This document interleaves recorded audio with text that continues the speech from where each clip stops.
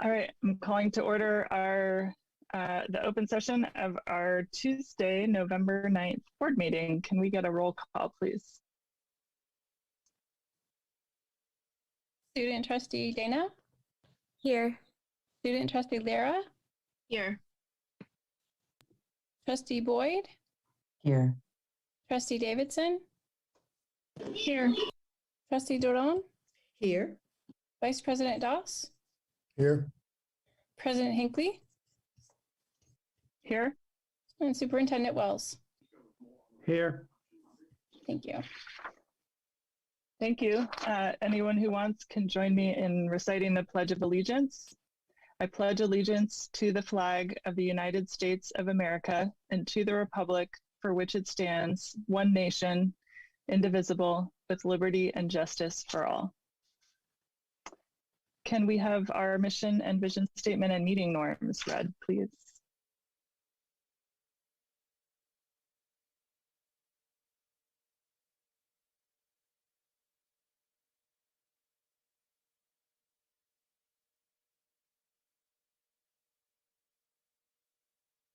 Oh, there we go.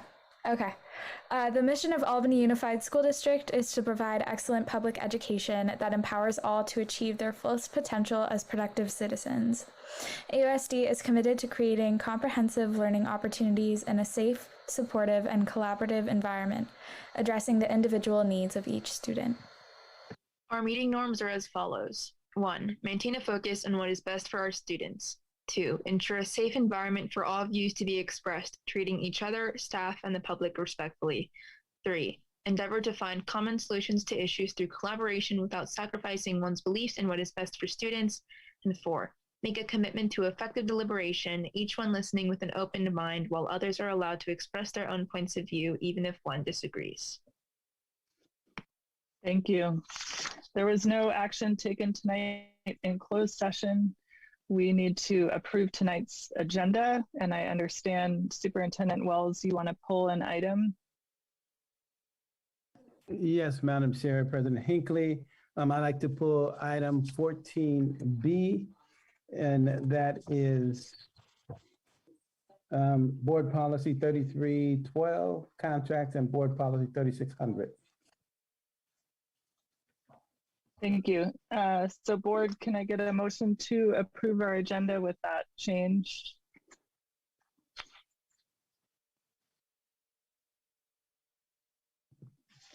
I move that we approve tonight's agenda with that change from Dr. Wells. I second. Student trustee Dana? Yes. Student trustee Lara? Yes. Vice President Doss? Yes. President Hinckley? Yes. Trustee Boyd? Yes. Trustee Davidson? Yes. Trustee Doron? Yes. Thank you. Thank you. The agenda passes unanimously with the removal of item 14B. And now we move on to our spotlight, and I see Principal Deb Brill in my Zoom panel. So I'll hand it over to you and Superintendent Wells. Great. We have our very own AMS principal.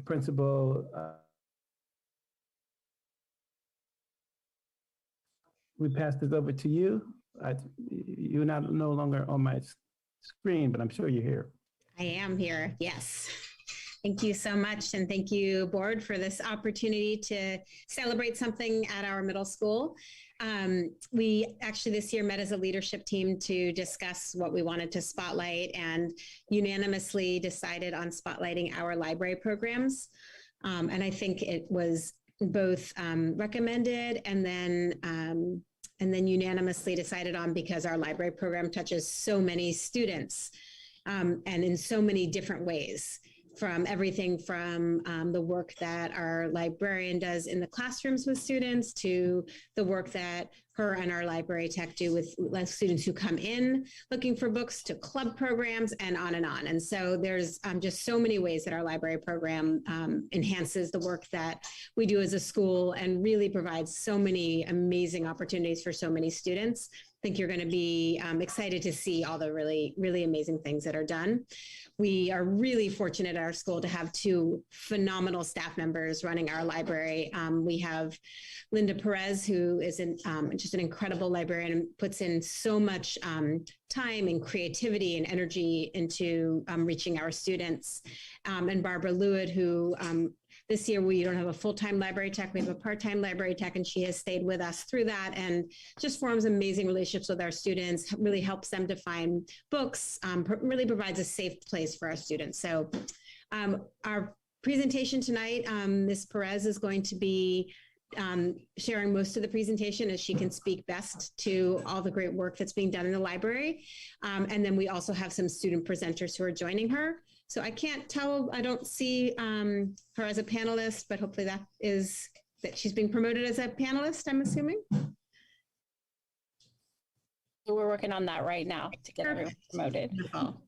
Yes, so yes, we have a number of students who will be joining her, but at this point, I'm going to turn the presentation over to Ms. Perez and thank her for spending the time putting this together and for being here with us tonight.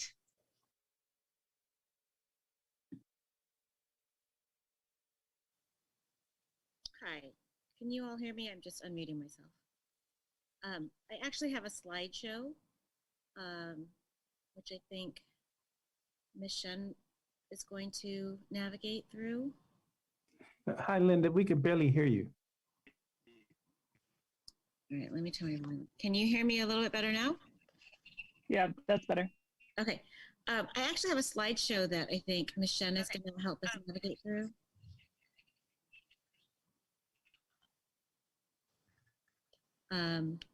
Getting there. 1 second, Linda. Sorry. No problem.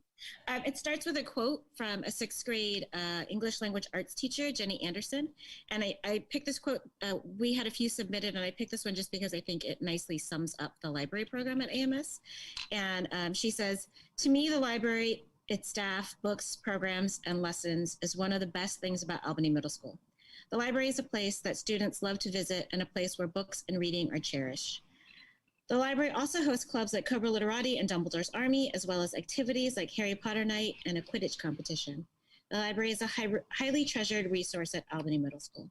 So I just wanted to start with that because I thought it was kind of a good way to set up what the library is. Next slide. So this next slide is a very scaled down version of the basic services that the library provides. We do library lessons, so we touch on a lot of information literacy topics. Every ELA class, comes to the library at least once a month. Teachers can also sign up for more time. I've collaborated with, of course, English language arts, history, science, math, French, art, and even PE at times. We also focus a lot on collection development, which is basically collecting all the books in the library. So that takes a lot of time reading a lot of reviews and figuring out what students want and trying to select materials that best reflect the diversity of our students, providing both windows and mirrors. Circulation is a big thing. We have students coming in every day, all day to check out books. And the next slide, I'll show you something about that. A lot of that is checking out books and also giving recommendations. Students come in a lot asking for book recommendations. And also the library provides a safe space for students. We do a lot of activities, programming clubs, and I know that I see familiar faces in some of our student board members because they were in library clubs when they were here at AMS. Next slide. So I was talking about reader advisory, basically giving book recommendations. And something I started during the remote learning last year was a form that I put online that students could fill out. And based on their responses, I would curate a small selection of surprise books for them to try out. And it worked out really well. So I carried it into this year, and I've done about 70 of them so far this year. And I pick them out, I wrap them up, and I deliver them to their classes. So it's kind of a way to make it a little bit more fun. So this is a quote from one of the 7th graders who's filled out the form. He says, "It's like Christmas with family. It's a gift given by Ms. Perez herself. It feels like she has spent hours mulling over what you would want, what will get you out of your comfort zone, what would entice you to flip every next page. I will continue using the service provided by the great people in the library." Next slide. So while everything we do in the library is important, the lessons and the research, everything is really important. We've addressed a lot of these things in previous presentations with the other librarians in the district. We've done spotlights, we've done library reports, but I kind of wanted to focus this on how the culture of the library creates a safe space for students and plays an important role at AMS. So these are a couple of quotes from some 8th graders. One of them says, "I love the library because it's quiet and it has a homey atmosphere." And that's Kaden, who's an 8th grader. And the other one says, "I used to hate reading because it felt like a chore to me. Now I love reading. The school library has books that I can connect to. The library also has great librarians. I always have great conversations with them while I'm there." And that's from Milen M., another 8th grade student. Next slide. The next slide actually has some students speaking for themselves, so you can hear what they have to say about the library. I come to the AMS library because I really like books. Books just make my time feel better, and I really like graphic novels. Graphic novels are my favorite type of genre. I love the AMS library because it has my favorite book series, The Heroes of Olympus.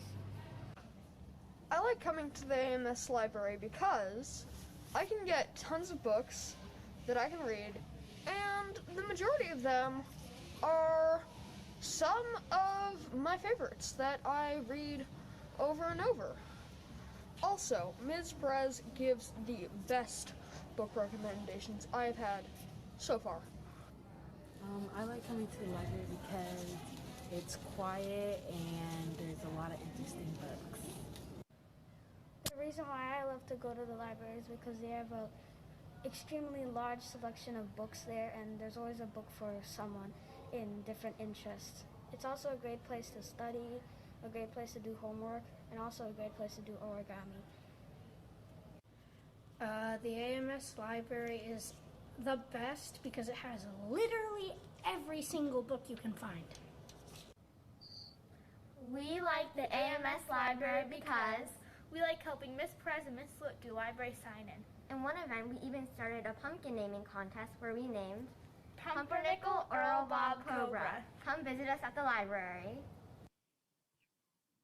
All right, next slide.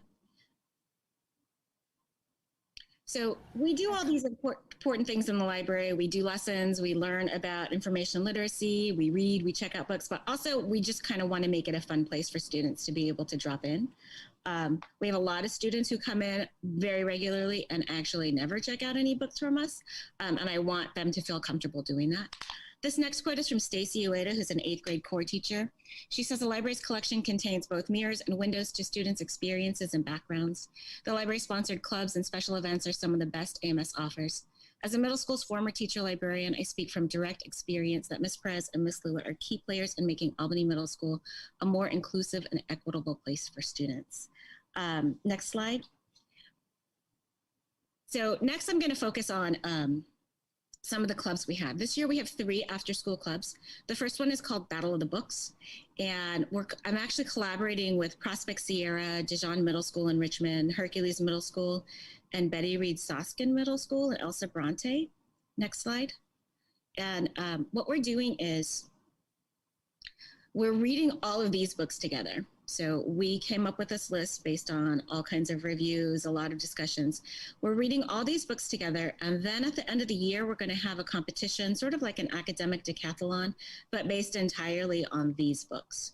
So we'll have like Kahoots and whiteboard questions, and we'll have a whole evening event where the kids will be in teams competing against each other from all these schools. We tried to do this with Berkeley Middle School in 2019, 2020, but the pandemic kind of shut us down and we weren't able to complete it. So I'm really looking forward to competing in the spring. Next slide.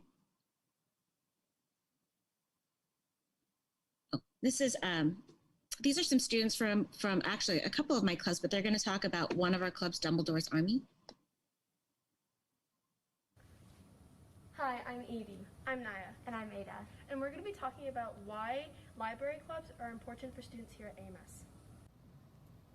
Library clubs are a great way for students to make new friends who have the same interests. In the weeks leading up to Harry Potter night, kids stayed after school to do crafts and prepare for this event. This is great for kids who want something to do after school, and it's great for kids to get into a creative spirit. We're having fun and building community, but we're also helping others. We have an annual fundraising event called Harry Potter Night, which helps us raise money for important nonprofit organizations chosen by the club members. In the past, we have donated to World Wildlife Organization and the Trevor Project. Next slide.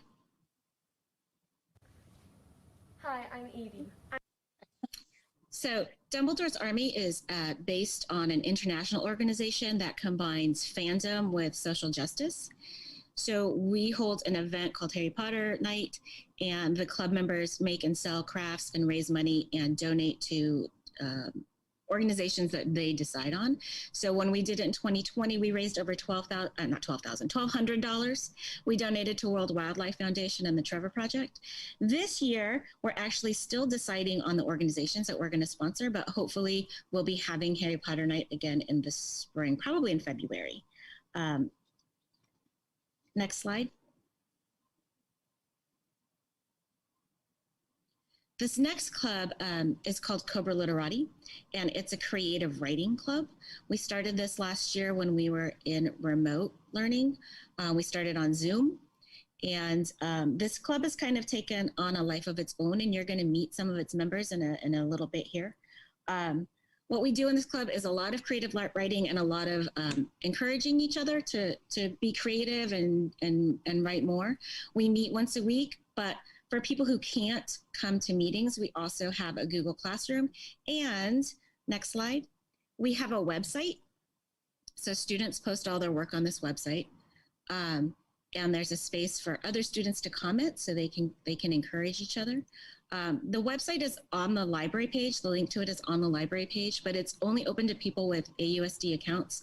So it's not open to the whole world, which makes it a little bit safer and protects our students a little bit. But if you have a student who can show you this website, you can see how prolific all these writers are. They write poetry, stories, novels. There are some screenplays in here. There's comic. They even do fan fiction of each other's stories. They do fan art for each other's stories. And we're actually also working on our first printed anthology that we'll be selling at the AMS Craft Fair on this Sunday. And whatever we don't sell this Sunday will be on sale at the Pegasus Bookstore on Solano. But I actually have, hopefully they're here, some students from Cobra Literati to talk a little bit about this. So I think our first student is Drax Richardson.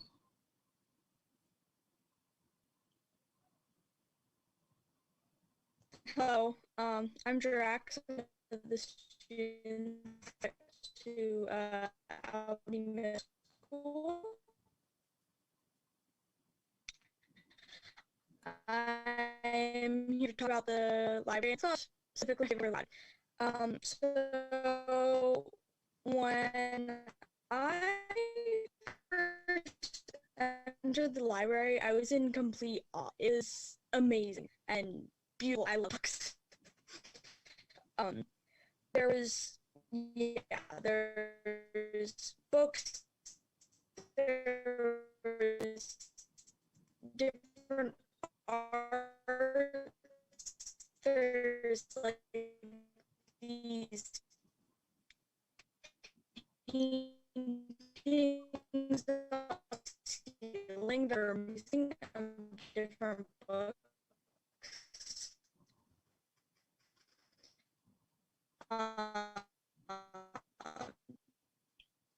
I'm sorry, I think, Drax, we're having some audio issues. Honestly. So,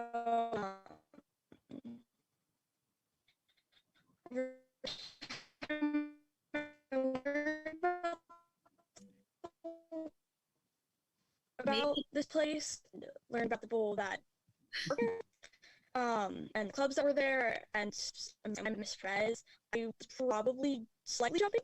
It was amazing to meet a really cool librarian that liked a lot of the same things that I did.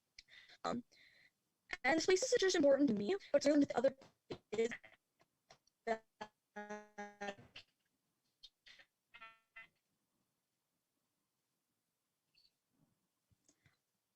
can you hear me? Not really. Okay. Yeah, anyway, it's really important to me and other. Drax, we're losing you. I'm going to pass it on to Serena, and maybe we could try to come back.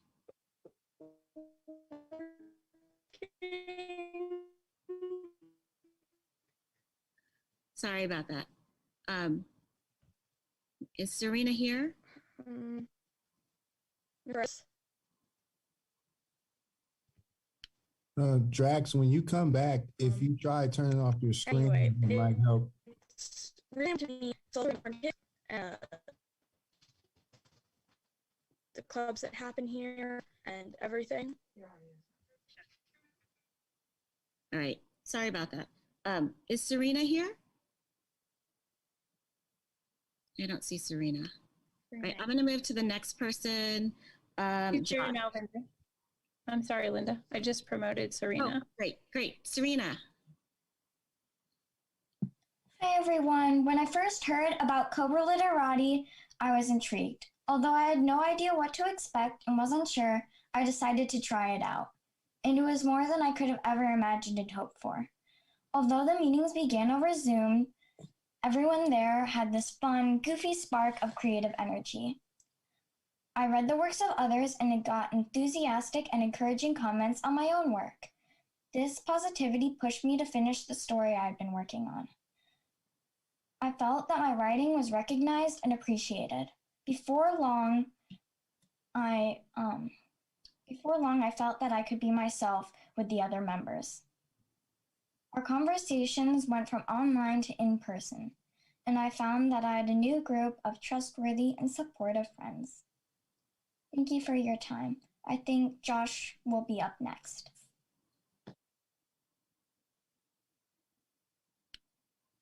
I don't see Josh Melnick here. So I'm going to bump it up to Amanda, who I did see.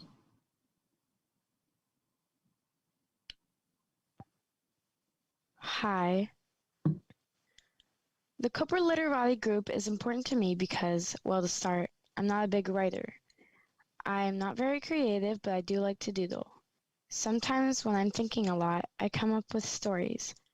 Cooper Literati gives me a chance to share these stories and help inspire other people to share their creativity too. Also, Cooper Literati has so many people who are like me. It's a good place, it's a good chance to make new friends, hang out with old ones, and talk about all things books. It's a place where I can feel free to be me and everything's cool. Thank you. Our next speaker is Charlie, and I saw him here. Hello. When I first entered the library in Cobra Literati, I kind of realized that it's more than just a writing club, Cobra Literati. It's just a great community. We all started in the club as like people who did not know each other at all. We might have had a few friends in the club, but we didn't really.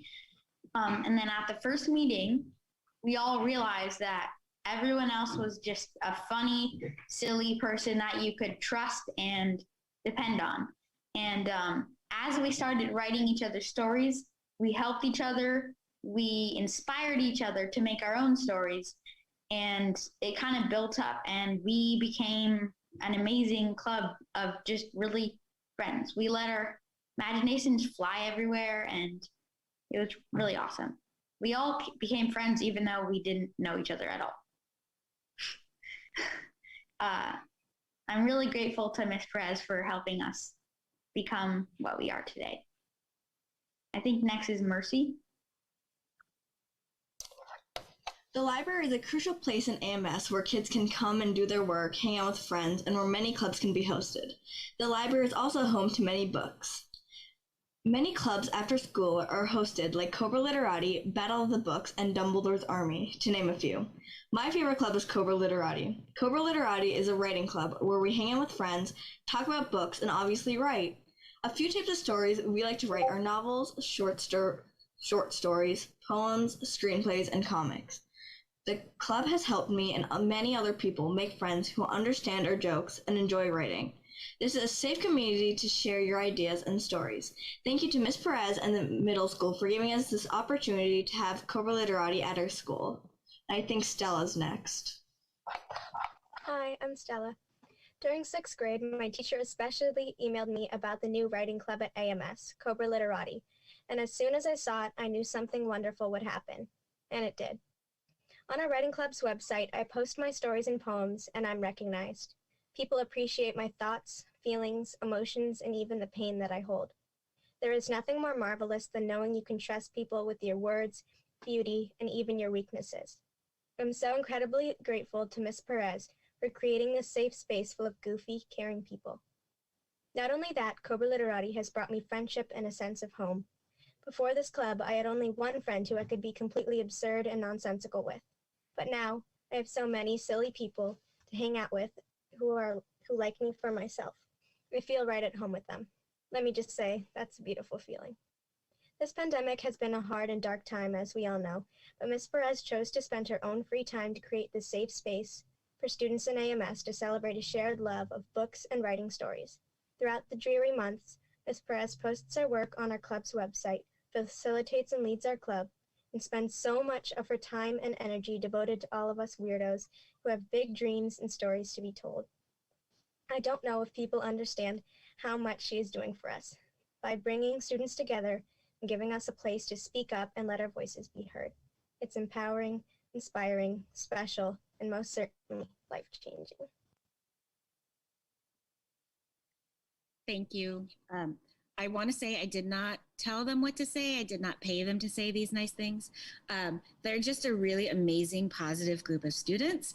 And it's actually really fun to be on the Zoom and see all their faces light up when they hear each other speak, because they're all so supportive of each other. And they are, at this point, they're all really great friends. And it's just amazing to watch. They're some of the most positive and amazing people I've ever met in my life. So it's been really, really fun working with this group. We started in the pandemic. I had no idea what would happen. And now it's turned into this huge thing. We've got over 60 people on the email list. The last meeting had over 30 people in person. And it just continues to grow and get more exciting. I want to thank all the students for taking their time to come and be here tonight. And I have a couple more slides to go. I'm so sorry, Ms. Perez, if I could, would it be possible to maybe try to see if Drax, when the video is off, if Drax might be able to speak their comments? Sure. Drax, are you still here with us? I see your picture. Can you hear me properly now? Not quite. Shoot. Thanks for trying, Drax. Would it be, sorry, I feel like we all keep jumping in. Would it be possible to just email the board? I think we all really do want to make sure that we hear what each student wanted to say. So maybe just send us all an email so that we can make sure to enjoy everything that. That's a great suggestion. I like that. I like that solution. Thank you. Drax, if you email it to me, I'll get it to them, okay? Thank you. Thanks, everybody. All right, just a couple more slides to go. Again, if you're not planning on going to the craft fair, we're selling the first issue of the Cobra Literati anthology there, so you could get your own copy of this first printing. But I just wanted to end by thanking School Care for providing the primary funding for our library tech, and having that person here really makes it easier for me to have the time to run these clubs, to get ready for them. and to serve as many students as we can throughout the day. Her hours were cut this year a little bit. And she actually also is vital to the library. She makes connections with all the kids who come in. Next slide. Her hours were cut, and I just want to show you this picture. This is from 1/5 period where I was teaching a class, and all these students wanted to come to the library to return books and check out books. So these represent these are all the books that got turned in that period. For students, I wasn't able to help because there wasn't a library tech there and I was teaching a class. So I hope that in the future, the district considers or looks into funding for library techs at all of our sites. I know that at all the sites, every student goes to the library and we could really use that help. Next slide. I also want to thank AEF. They give us a lot of grants and book donations and fundraise for us so that we can, again, provide all these books for students. The earlier video that you heard, one of the things that's really important to students is all the book choices that they have here, and AEF helps make that possible. They also help us with club needs and author events. Next slide. I also want to thank all the community members who participated in the last fundraiser for the library. We had one at Pegasus Bookstore. There's a cart full of books that people donated to us, and we made almost $1,000 to purchase new books so that we can keep all those students happy with all the many choices that they're looking for. And if you missed that, we have another fundraiser going on right now. There's a link to it on the library webpage. So I kind of raced through that because there was a time crunch, but thank you so much for letting us spotlight the library. And just want to wrap up. I think it really speaks for itself, that presentation and all the amazing work that Ms. Perez is doing, that our library tech, Ms. Lewitt, does to support her. And also just want to thank the students for sharing their voices with us and just really allowing us to hear firsthand the impact that that our library program has, which you can see just the incredible birth of different ways that the library reaches lots and lots of different students. So thank you. And thank you, Ms. Perez, for putting that together for us tonight. Thank you so much. Excuse me. And I think the students are gone, or maybe they're listening, or they can listen in the future, but I just wanted to assure them that we might seem very serious and pulled together, but we are also very silly people, weirdos at home, and can all think about all the opportunities that we've had to find our fellow weirdos. And I just, like Ms. Perez said, I absolutely love seeing the kids' faces as they listen to each other, because that is what we're trying to do, is create that sense of community and delight in each other's voices and each other's spirits. And it's just really, really awesome to watch. So thank you for spotlighting the middle school. Thank you for spotlighting the library as part of that. So board, any other comments? I know you all have things to say. We love these spotlights. Trustee Boyd, go ahead. So yes, I'll try to be quick. I just love so much the idea of creating a community where people's weirdness is embraced, and where people can share and be open and vulnerable and be creative and just their authentic selves. I so appreciate all of the students being willing to share such personal stories with us, and to really kind of bring to life what that space means to you and what Ms. Perez means to you. I love to read. I love the idea of just creating a warm, comfortable environment where people can be able to share all of that together. It just made my heart feel really happy. So thank you so much, Ms. Perez, for all that you, all of yourself that you put into that. It's just clear what a huge impact you're having on all of the students' lives, and it's wonderful to see. So thank you for sharing it. Thank you. Trustee Lira. I am also just really in awe of like all of the stuff that's been going on at the middle school with the library. It's really touching, and middle schoolers are just such like cool individuals that I definitely want to hear more from in the future. They just have so much to say, and like yeah, they're just so inspiring to listen to.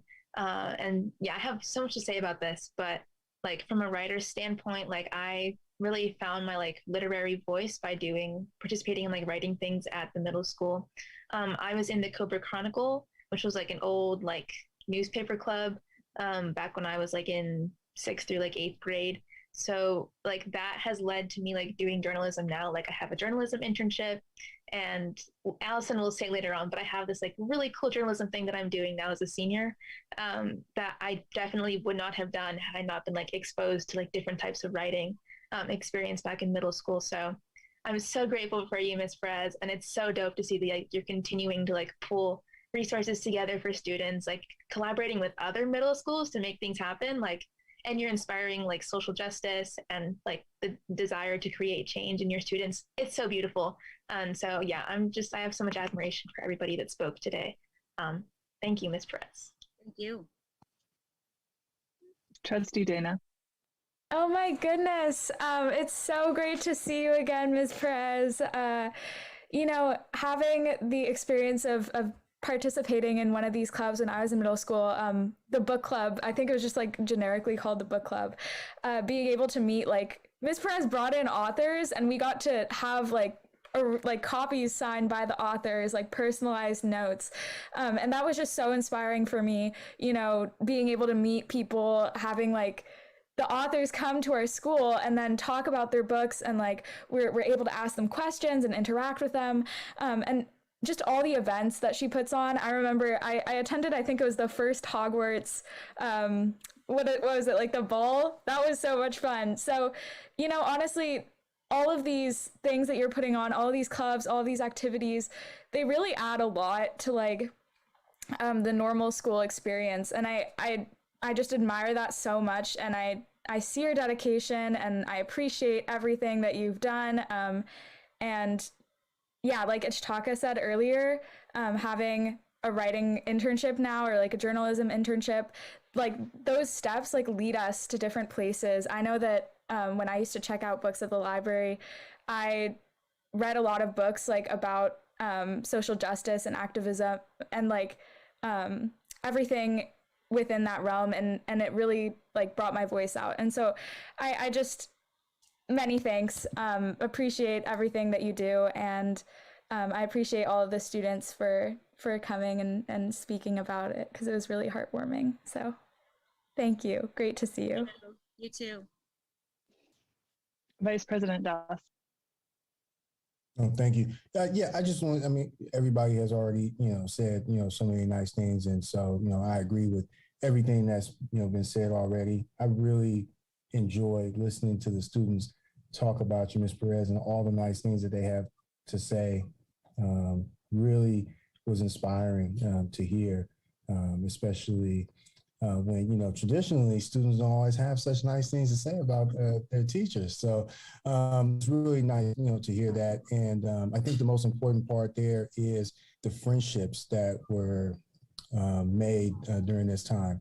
COVID has been really tough on everybody, and students, being able to, come together and find people that they have things in common with, and to, build that bond that's going to last, a really long time. Is just amazing to hear about. So thank you for sharing that with us. We really appreciate it, and look forward to more great things to come. Thank you. Great. Thank you again, Ms. Perez and Principal Brill, for all that you do. And excuse me, all that you've done tonight. Oh, we missed somebody. Trustee Duran, go ahead. Just quickly to add to everything that people have said, all the accolades to the students and to you, Ms. Perez. I think you're an invaluable asset to the district, and we absolutely need to clone you in so many ways, and just really admire everything you're doing with the kids, just the hands-on, the direct, making the kids, have a community in the library. That is just so beautiful. So thank you for all your many efforts and your many, many successes. We can see that by the way the kids talk. So thank you so very much. Thank you. Trustee Davidson. I had to wait for Harry Potter to get turned down in the background here. So I have some Army members ready for Dumbledore's Army in a few years. They are so excited. And I have a past student who was over the moon thrilled to be joining Dumbledore's Army. And it was such a motivation to just watch that student get to go and participate and hear about it afterwards. And it's really cool to see all these elements. I appreciate so much what you're bringing, and I hear the need for that library tech. So I hope that we're going to look at that critically and see how we can keep that as part of our district priority, and not rely on our outside funding to make sure that that happens, so that we can keep these experiences. So thank you so much. Thank you.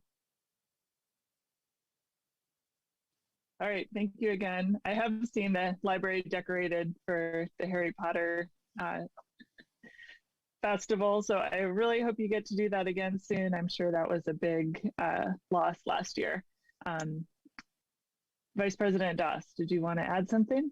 I had a quick question. That hand from before? Yes. No, new hand.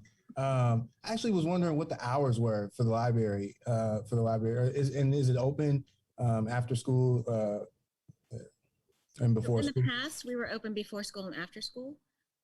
With the library cuts and with COVID, we're open from first bell to last bell, although I do usually stay after school and check out books to students, but it's also when I run all my clubs.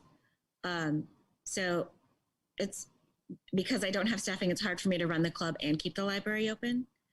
But in the past, we have been open about 15 minutes before school until about an hour after school. So so is it okay to ask additional question or a qualifying question? Okay. So with additional staffing, would it be possible to for those hours too? Yeah, it should be. I mean, one of the issues we're having right now is at lunchtime. The library tech isn't always here. I do have some volunteers, but I can't run a club at lunch and run the library at lunch. Similarly, after school, I can't do both. So all my clubs are now after school, and that's all I'm focusing on after school. But like I said, kids come in for the first 10 minutes or so after school, and we can still check in and out during that time. But yeah, I'd love to have more hours. Thank you. And more staffing, we could do that. I appreciate that. Thank you. All right, thanks so much, everybody. And and we now move on to our recognition for tonight of Nurse Monica Ming. Tonight we have our very own hero, up to speed, we call her Shiro. And tonight to talk about the amazing work and accomplishment that has been going on with her leadership has just really been the first responder, the go-to person during this COVID era, and just her unwavering commitment, the tireless hours that she put in to make sure we keep all of our kids safe in school and keep our schools open is really an understatement. But tonight here to do the honors, we have our very own Executive Director, Alexia Ritchie. Great, thank you, Superintendent Wells and Board President Hinckley. Thank you for joining us tonight. We're extremely honored to be in the presence really of one of our frontline heroes from the last couple of years. We all know that when the COVID pandemic hit, our frontline medical workers were the first to really step up and say, how can I help? You know, how can I save lives?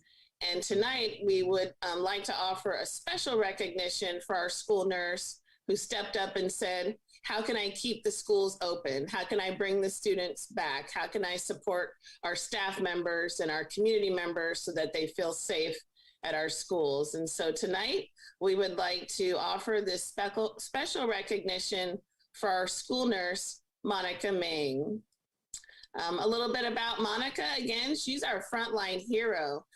This is just a little piece of what she does for us. We have medical personnel at all of our school sites, And Nurse Monica Ming was a leader in making sure that they were all trained, not just on COVID guidelines, but also in general, how to take care of our students. Every year, she also leads the mandatory vision and hearing screening. This is a big job. She can tell you that she's worked with hundreds of students each year to fulfill this requirement. She's also extremely influential when it comes to writing and monitoring health plans for our students. Many students come to school with conditions that require written health plans that then have to be monitored and disseminated and trained at each of our school sites. And this is everybody from preschool on up through our transition program. So she leads those efforts on writing and monitoring health plans for students. And one of the biggest thank yous I think we all owe her is stepping up to be my partner, my district COVID liaison partner. Through the pandemic, she has helped write the reopening plan. She has responded to hundreds of parents who have questions. She visits every single site to make sure that those guidelines are being followed. And I believe that that is one of the reasons why we have had absolutely no COVID outbreaks in our school since we came back to in-person instruction. And so with that, we would like to offer a token of our extreme appreciation, Nurse Monica Ming. This is for our healthcare hero, Monica Ming, our district nurse. We want to thank you for your dedication and courage to keep our schools safe. Albany Unified School District, November 9th, 2021. And with that, I introduce you for a few brief words, Nurse Monica Ming. Speech. Oh, no long speech tonight. Just thank you so much, Alexia, for that beautiful speech, and thank you the whole district for recognizing me. In this sense, it's so widely appreciated. I can't believe you got I have a little plaque now. That was so sweet. But just to hear those words summarized, I don't know, it just really lifts my spirits. Thank you so much. Thank you, Nurse Monica Ming. Again, how long have you been working in the district now? Like 4.5 years. Absolutely. Again, a true frontline hero. We appreciate everything you've done to serve our students for the 4.5 years. And as I mentioned, keeping our schools open over the past couple of years in particular.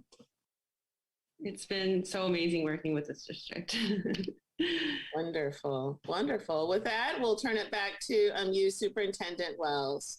Oh, Nurse Monica Ming, we just really appreciate you and wanted to honor you for all the work you do. You do it without any expected accolades, but we wanted to take time out and say thank you because we know what you do and it makes a difference in our community. Thank you so much, Superintendent Wells and Executive Director Ritchie.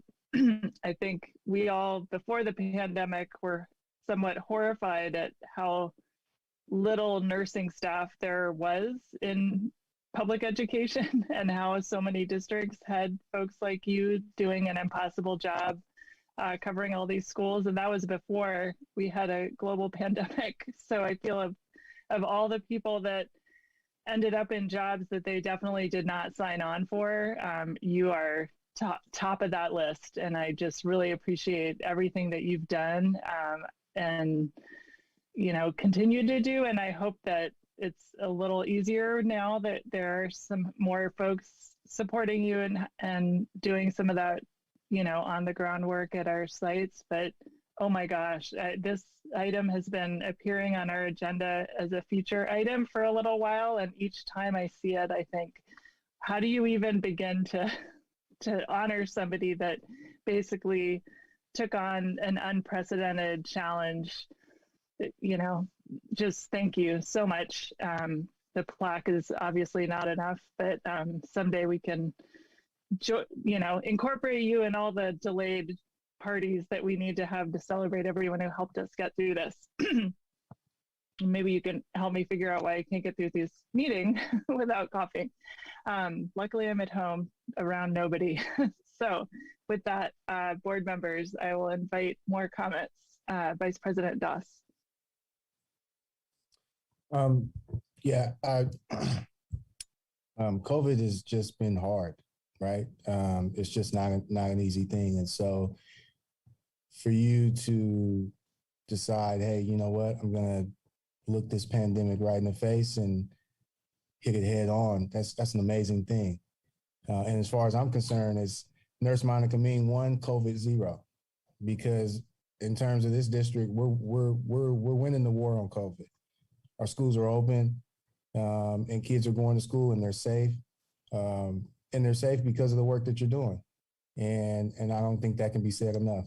And I know that the people before me have already said that, and the board members that speak after me are going to say that as well, but I don't think it can be said enough. The work that you're doing is allowing us to educate these students, and that is an amazing thing. And I hope that you feel really good about it, because we're in a better place because you decided to be here and you decided to face this really scary pandemic. And I am for one, eternally grateful. I hope that you take a little bit of time for yourself as things start to calm down a little bit, because I'm sure that we are going to need you for years to come. So thank you so much for your service.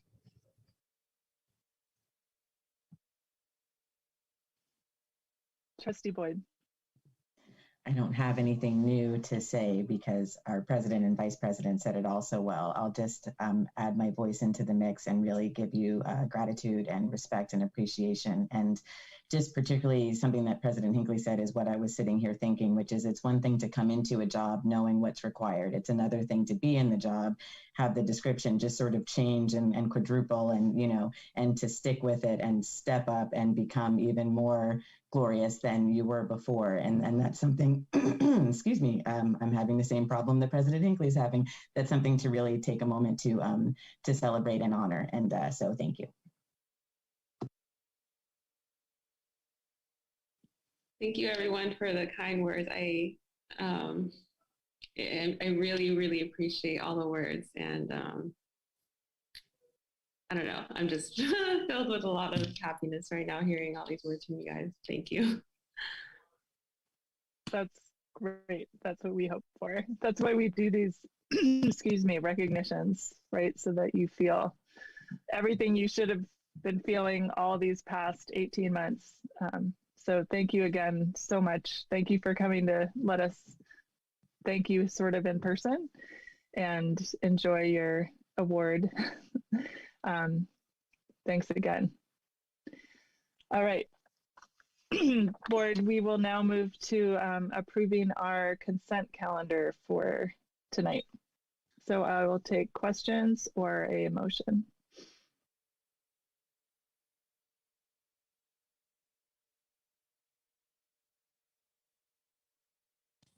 I move that we approve the consent calendar for tonight. I second. You guys beat me to it. 1 second. Sorry. Who was the person who made the motion? Thank you. Trustee Davis. Thank you. And Vice President Doss, second. Thank you. Student Trustee Dana? Yes. Student Trustee Vera? Yes. President Hinckley? Yes. Trustee Boyd? Yes. Trustee Davidson? Yes. Trustee Durand? Yes. And Vice President Doss? Yes. Thank you. Thank you. The consent calendar passes unanimously. Excuse me. And we move to superintendent and board members' reports, starting with you, Dr. Wells.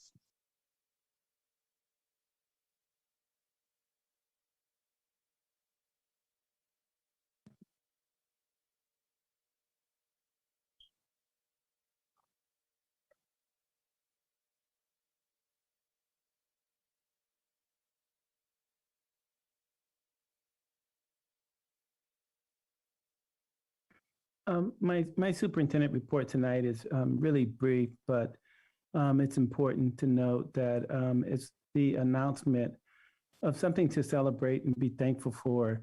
We applied for a $10 million rather, facility check, if you will. And we received recently a letter confirming that we will be receiving the $10 million that we applied for through CDE for our facilities. And I wanted to remind the board that of that money, the board already approved 5.7 million of it for the second phase at Marin Elementary School. So that leaves us with 4.3 million remaining expenditures to be determined for facility use exclusively. And this is a big congratulations to our team in the district office for going after these monies.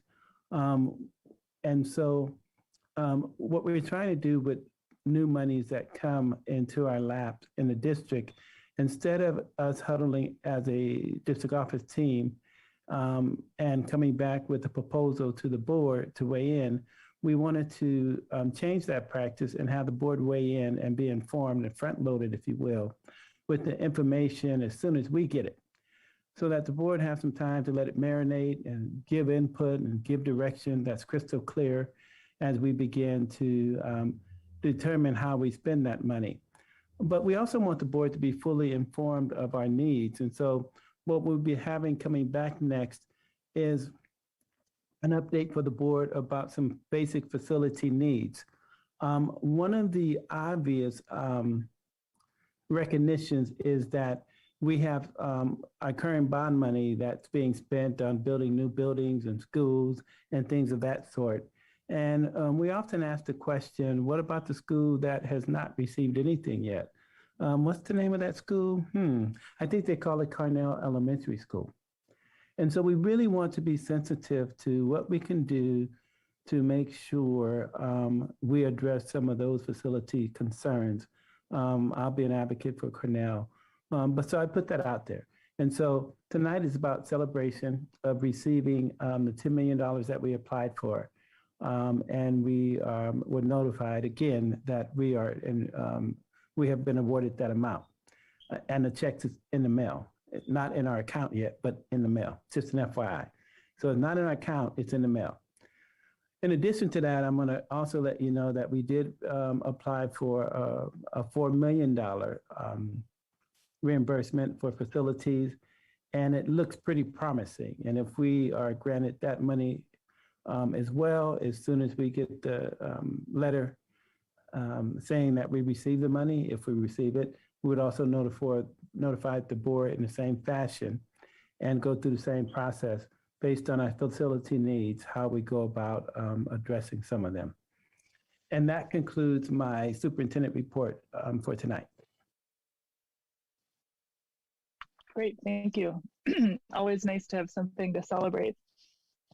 I unfortunately am having a lot of trouble speaking tonight because I have a really bad cough, but I will just put a plug in for, I was able to spy on some of the homecoming activities, and I also discovered that if you also missed watching lip sync in person, you can watch those videos on YouTube. And you can even see some of our teachers and maybe one or two of our student board members out there. So that was a really exciting, long 2-week homecoming period. And I'm really appreciating the energy of getting to know our students and seeing how much, just how amazing their voices are. We saw an example of it tonight, but I've gotten to see a little bit of the work our student trustees are doing to prepare to build a really strong student advocacy and student engagement effort, and it's really exciting. But it's also fun to see them doing funnier, sillier stuff too. So I encourage folks to check that out. And that'll be the end of my report. So I'm gonna go cough off screen. So I'll pass it on to excuse me, Vice President Doss. If the president is unable to continue running the meeting, does that mean I have to take over? I hope that she can cough her way back to being able to handle this whole thing. I'm not ready. Anyway, so my report, I'll start with, there were 2 students at Ocean View, and I was really inspired by what happened. And so I wanted to share the story with everyone this evening. I was walking past a class, and there was a student, and the student, he was having a really tough time.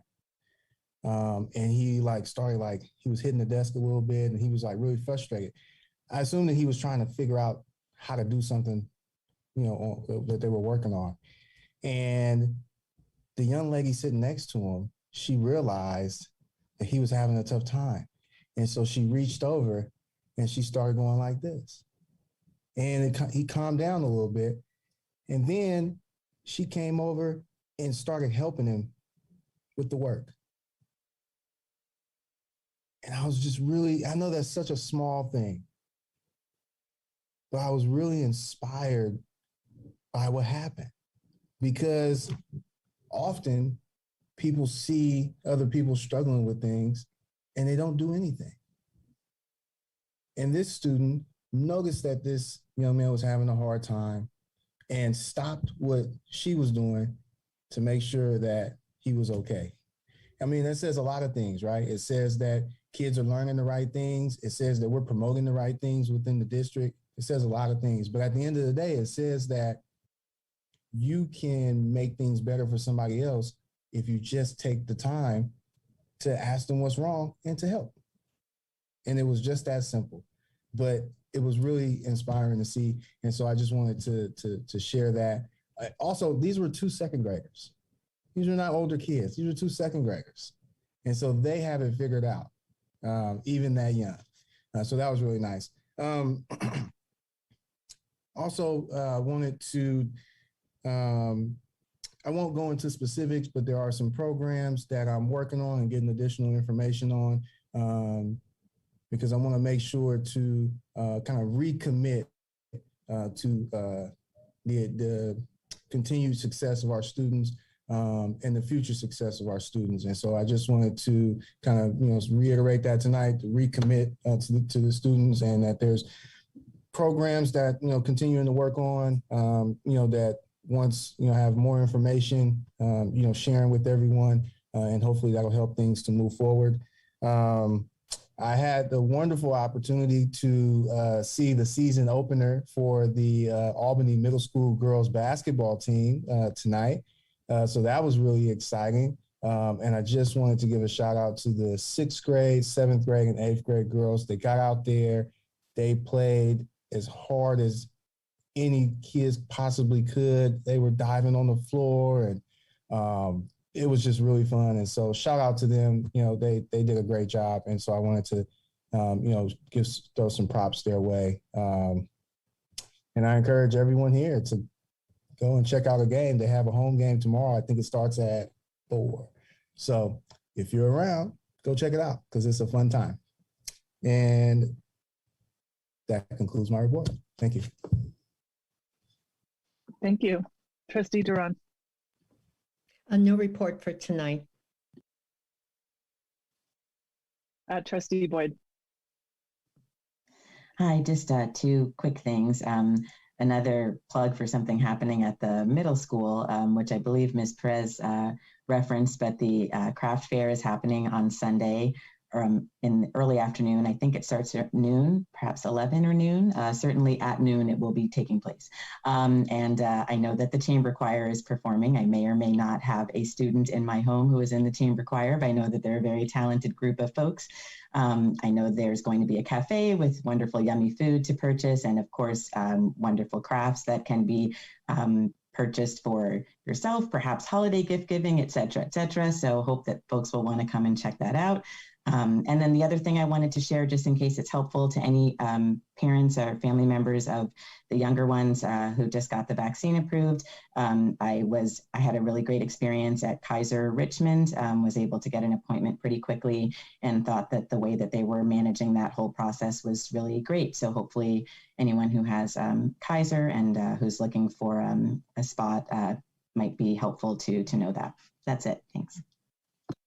Thank you. Trustee Davidson. To follow up on Trustee Boyd's statement, I think Kaiser's actually open to everyone right now. Yeah, and my kids went yesterday and had a similar experience, so super exciting. Also, there are slots I've heard at the Richmond Auditorium, and Lifelong has open appointments and some walk-in days as well. So I know there's a scramble to get these appointments, but it seems like there are more options opening up every day. And I just wanted to report quickly, I had 2 great committee meetings between the last board meeting and this one. And one, I want to thank Assistant Superintendent Shin. She did a wonderful job of facilitating, and Executive Director Ritchie, a discussion around how we would look at policies on the board policy committee. We came up with a great way to sort of narrow it down, and I feel like across the board and these committees, we're doing a really good job of keeping a focus on things, and then making sure that we can check boxes. And what came out of that was really interesting. Across many committees, it sounds like we've got very similar topics that are coming up. And so I just wanted to put out there that in the board policy committee, we saw that policies that were already on the list included absences and excuses, and then chronic absence and truancies, the before and after school programs, grade evaluations of student achievements, and then Title I programs. And those same topics had come up in the Health and Wellness Committee, and had come up in other places, and some tied into our objectives for the board and the superintendent for the year. So it felt to me like we're all on a really great track. And then in the Environmental Planning Committee meeting, we got some great updates on the Marin project. There's a lot of work there being done, and I think it's really important to recognize our community members who sit on our committees and the hard work that they do. On the EAP, we have a whole environmental plan that's going to be brought forward that has so much care and work that's been put into it. They're investigating solar and taking the district, all electric, so no gas at different sites. It's really, really great work, and they're really thoughtful and giving their time towards our district. So I just wanted to appreciate that. Thank you so much. Student board members. Yeah, so we wanted to make today our big homecoming presentation day. And so we made like a couple of slides that had a bunch of photos of students participating in lip sync and stuff. And then we realized that we didn't ask for parent permission. So we can't necessarily show them here, which was poor planning on our part. However, President Hinckley, I know you mentioned already the videos that are posted on YouTube, so hopefully some of you will check those out because they're really cool, and you might see Itch Talk or I pop up on there a couple of times. And then, yeah, so right now the counseling office is offering seniors help with their college application process at lunch on Tuesdays and Thursdays. And then that is just like for extra support to make sure that their questions are answered. And then something that I was really interested in was the JV basketball cheer team, which has tryouts. And we've never, I think we've had a cheer team, but it just got reinstated this year. So I'm really excited to see what that's going to look like. But they're looking for freshman and sophomore gymnasts and tumblers and dancers and makeup artists. So if anybody really that you can think of fits that mold, maybe encourage them to try out. I'd love to see participation in that because we haven't had one of those in the past couple of years. And then this past weekend, I had a couple of friends participate in the high school fall play, which was called Tracks. And I heard that it was really great. So I just wanted to give a little shout out to all of the students that participated in the theater arts, performing arts sector. And then last week was Red Ribbon Week, in which the tobacco youth peer educators at AHS hosted a booth to raise awareness for the week, where students were able to participate in mini games to receive prizes. So it was a little group meeting type thing. And then November 17th, there's a jazz concert broadcast that's led by Mr. Bryant, who's the music teacher for the middle and high school students. And I think Trustee Boyd already mentioned this potentially, but yes, you did. There's a choir dessert theater the 12th and the 13th. So that's something to check out as, yeah, we wanted to support that as well. Is that what you were mentioning? No, it wasn't. Oh my goodness, I might have misheard. Okay. I'm like you guys can see. It's all good because now it's good that you're mentioning your thing too. So we're all covered. Yeah, I'm not in choir, so I just kind of assumed they were the same thing, but apparently they're not, and apparently you should go to both. So yeah, those are some events that are coming up. And I'll hand over the rest to Ichitaka. Wait, before you hand it over. Gotcha. Yes. I would like to ask a clarifying question. Yes. Before I continue with my excitement. Are you talking about the choir performance dessert when like you sit there and like everyone is singing and stuff and they just keep bringing you all the different, and it's at the Memorial Park? I think so. Yeah. Have you been? Is that? Yes. Yes. What? Highly recommend. Everybody should go. Everybody, if you haven't been, it is an amazing night out. Don't let your kids eat any treats or anything like that before, because they're going to get so much at the event. But it's really fun, and the choir is super talented, and so I'm really excited. I can't wait. Thank you so much. Yeah, no, thank you for adding on to that, because I've never been, but it's something that I'm definitely looking into attending. So, yeah. I'm also very stoked for that. I've never been, and this is my last year to like even attend, so I'm definitely going to check it out. And then our other school sites, I didn't get like too much information about what's going on, but I do know that there's like a fall conference period next week for Ocean View, and then for Cornell, like they have parent-teacher conferences, and those are going to continue until November 19th. And then Cornell's also going to be hosting its like book fair at Books Inc. At Books Inc. Berkeley, and that's going to be on the 29th. And then I also wanted to do a little bit of recognition for Allison Dana, because she was recognized by the like California State Board of Education in their last meeting this last Wednesday. And Allison was ranked as one of the top 6 candidates in the whole state for the state student board member position.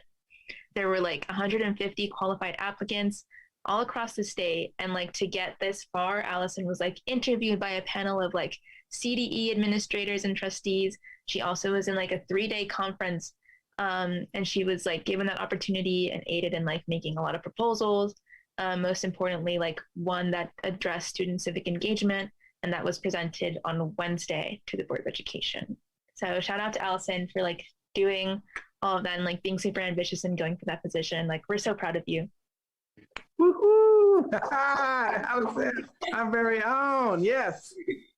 Thank you. And to share that, I'd just like to say that Ichitaka, actually, the landing page for his podcast episode with the Washington Post was published. And their episode was part of the Washington Post's Teens and Race series for their podcast Post Reports. And Ichitaka's podcast episode will be released in the following 2 weeks. And I think they might send out a link potentially. So we'll have to check that out when it comes out as well. Well, I just got to interject that I'm going to take that information and run. I'm going to let the whole community know in my next communicate to the community on Friday. I'm just so incredibly proud of the work you guys doing now and the work you guys going to be doing in the future to make an impact in our communities. And I want to encourage you to keep up your courage and your will and your desire to make a difference in this world. You're making us all proud. So thank you for what you do. Thank you so much. Thank you so much. Yeah, it's like, it's really great being able to like take this work that that I have as a student board member and bring it to these other spaces and vice versa. Like it's all like really enriching, and I'm really grateful that you guys like support us so much. Yeah, just to echo that, we're so grateful, and I would have never been given the opportunity, and I'm sure Ichitaka definitely can agree with me in saying that you guys have been so supportive have really enabled us to become, step into this role, become the people that we want to become. So thank you. Thank you. Is that the end of your report? Okay, I didn't want to cut you off. Thank you, and thank you again for everything you're doing to help us hear those student voices, which we are going to hear more about next Tuesday evening. So really looking forward to that, and just thank you for being the people that you are and bringing all that to us, because we are a much better board for it, I can guarantee you, and you've only been here for a few months. So now we move to our public comment period for people who want to comment on matters that are not on tonight's agenda. I'm just waiting for the timer and then we'll start. All right, go ahead, Mary. Good evening, board and administration. Thank you for taking my comment. I just wanted to take a brief moment to recognize and thank the Cornell Elementary School librarian, Ms. Mary Staten. She has been instrumental in cultivating a love of reading and therefore a love of learning on our son, Ulysses, who every Sunday always says, tomorrow is library. Then Monday morning before going to school, he says, today is library. And every Monday after coming back from school, he tells us today was library. And then that same evening, we start reading the book or books that he brought back from the library.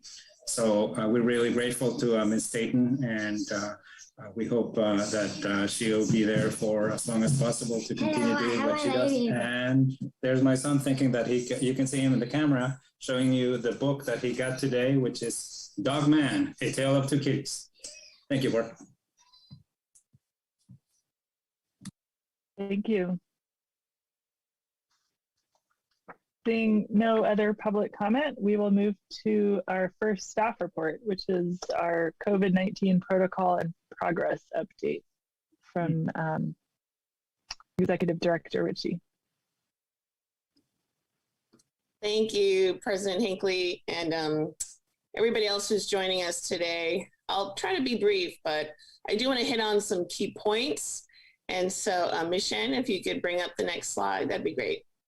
All right, lots of talk about vaccine clinics. And so I want to bring you up to speed on our efforts to host a vaccine clinic, and then our efforts to make sure that everybody has really pertinent and current information, since we're about a week after the vaccine for ages 5 to 11 was released. And so what we have is we have requested to partner with a couple of organizations to host a vaccination clinic for students ages 5 to 11, as well as to provide that booster for individuals that are 18 and older, those that are eligible. And of course, soon we've heard in the news that boosters will be available for 18 and up. So that's going to be important for us to add that component. And I'll tell you a little bit why in a minute. But we have formally requested through Alameda County Office of Education to host a clinic. We have also formally requested to partner again with Safeway Pharmacies. Now, Safeway Pharmacies says that currently we need to be able to confirm that we would have at least 500 signups in order for them to partner with us right now.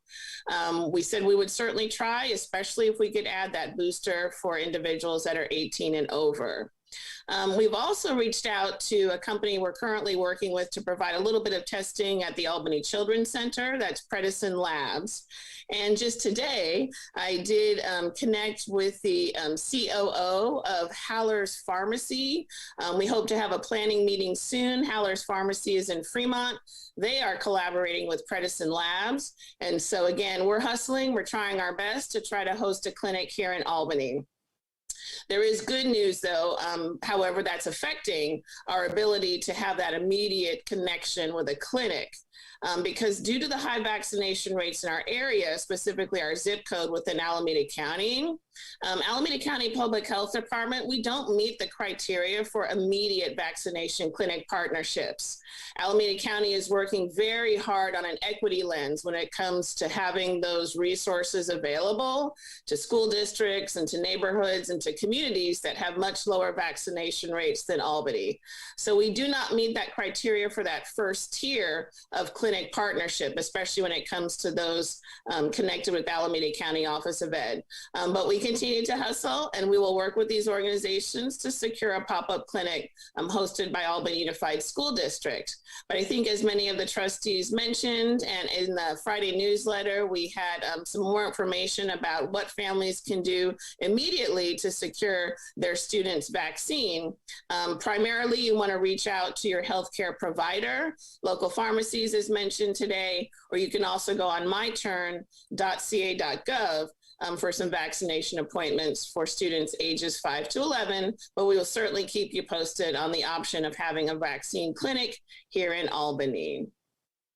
Next slide, please, Ms. Shen.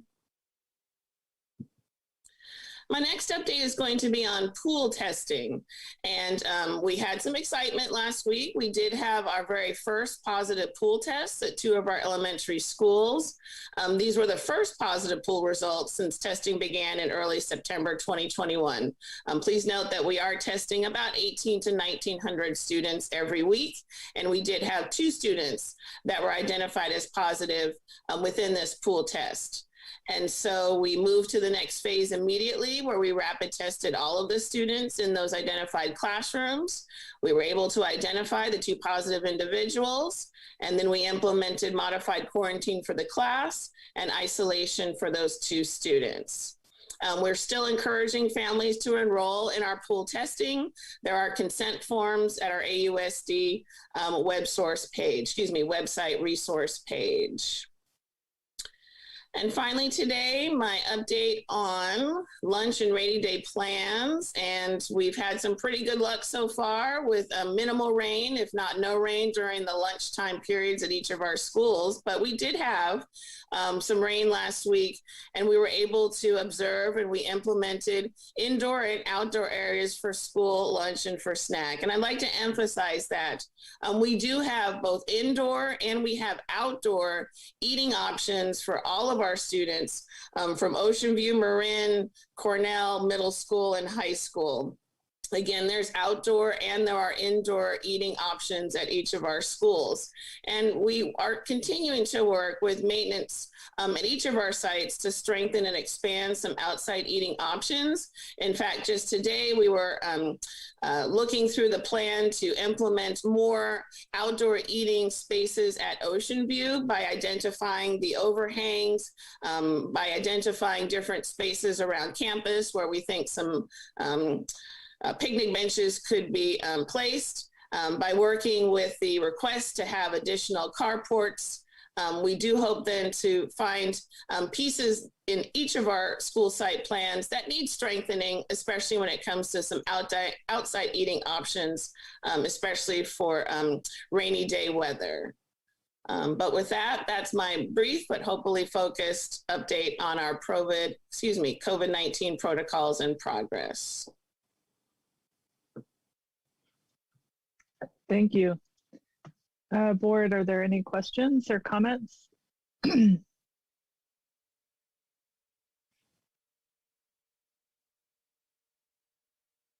Yeah, Vice President Doss.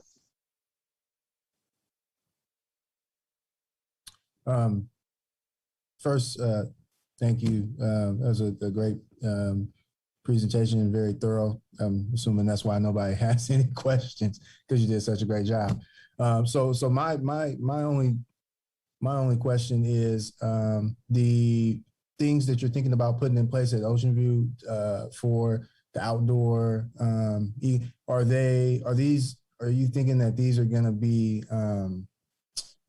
permanent items that you're placing there, or is it just going to be temporary until we're no longer thinking about eating inside outside? Or no, good question, Vice President Doss. There's a little bit of both.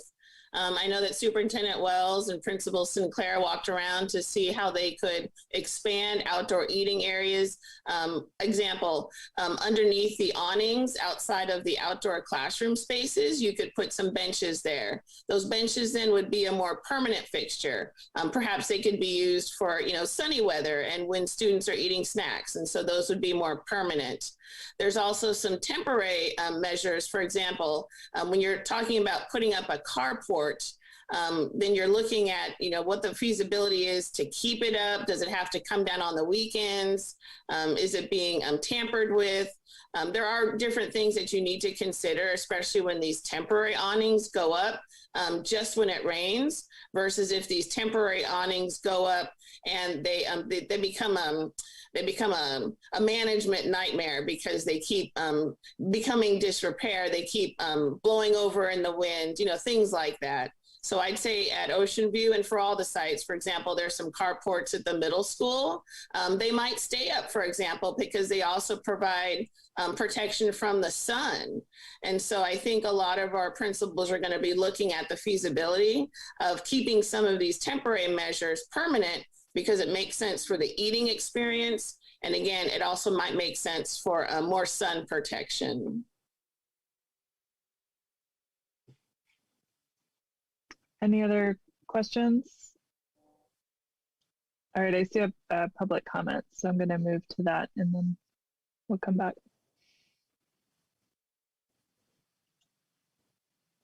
Go ahead, Emily. Hi, thank you. Thanks for all the work everyone's doing. I'm glad to hear the pool testing is working, and thank you. I don't understand the resistance to outdoor eating at Ocean View, and I don't understand why it's not there yet.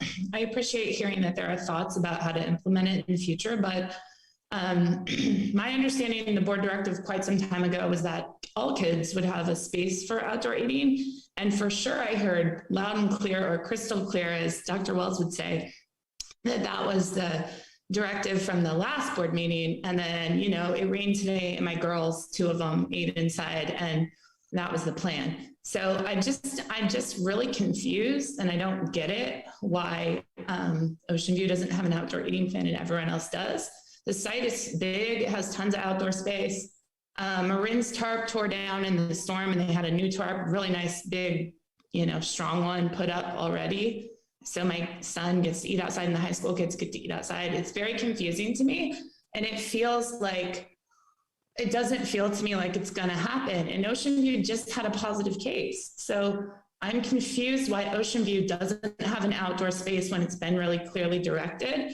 And there's a bunch of outdoor space at that place. It doesn't make sense to me. And that's what I want to voice. And I would hope that you guys could pick it up on the other side. Thank you very much. Let me respond to that, because I happen to be at Ocean View today at lunchtime, and this kind of information it deeply troubles me, because I was there with kids who exercised the option to eat outside. I should have took pictures.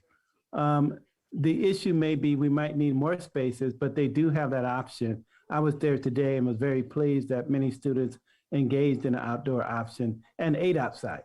They ate over in the new benches we have right outside the library with the overhangs. Ate outside, right outside immediately where the cafeteria is. And so I need to go and inquire whether or not all kids know that those are some options, but there are there.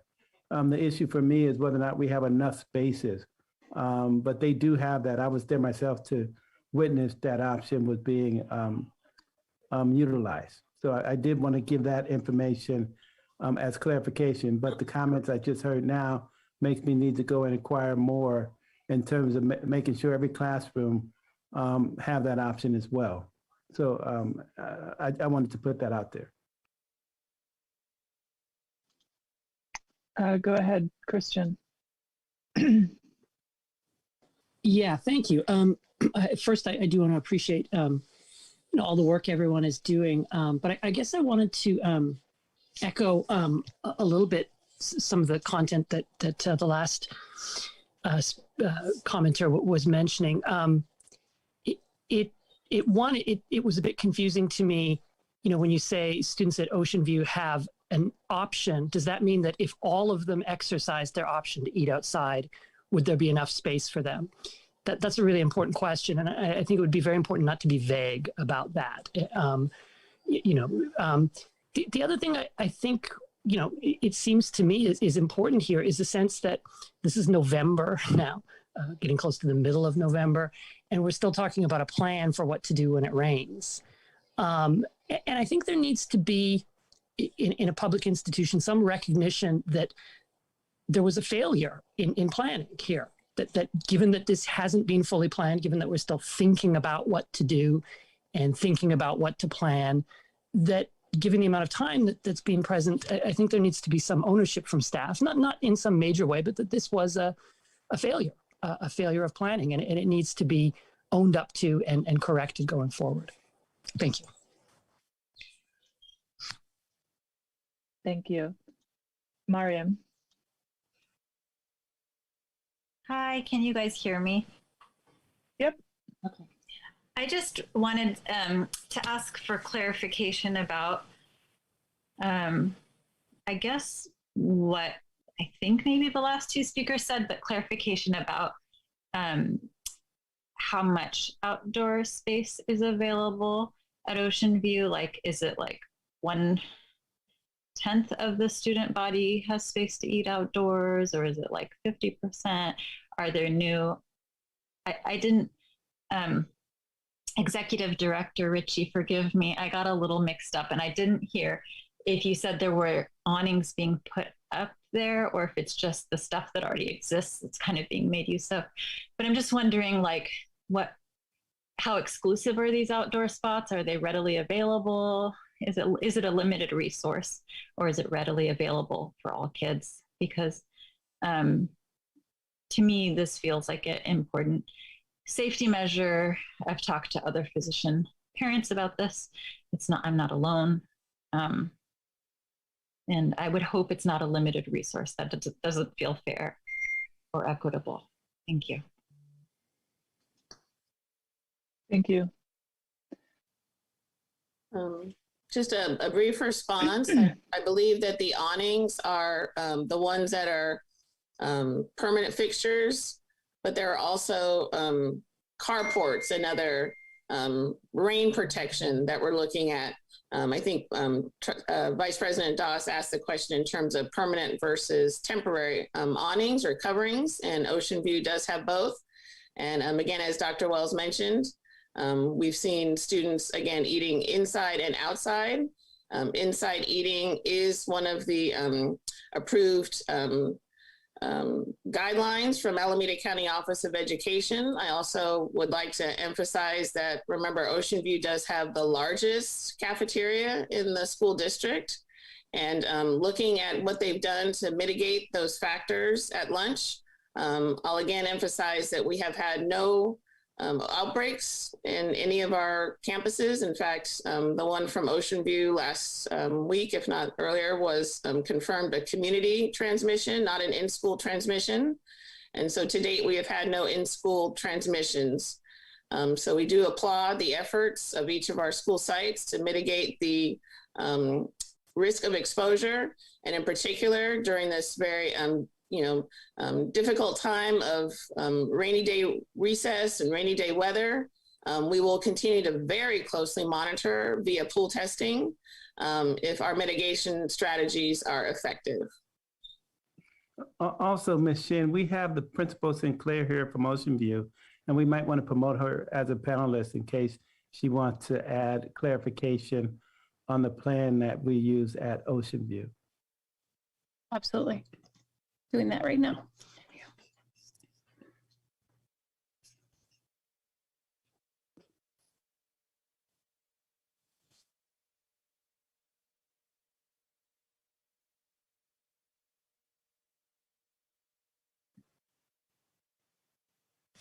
Hi, everybody.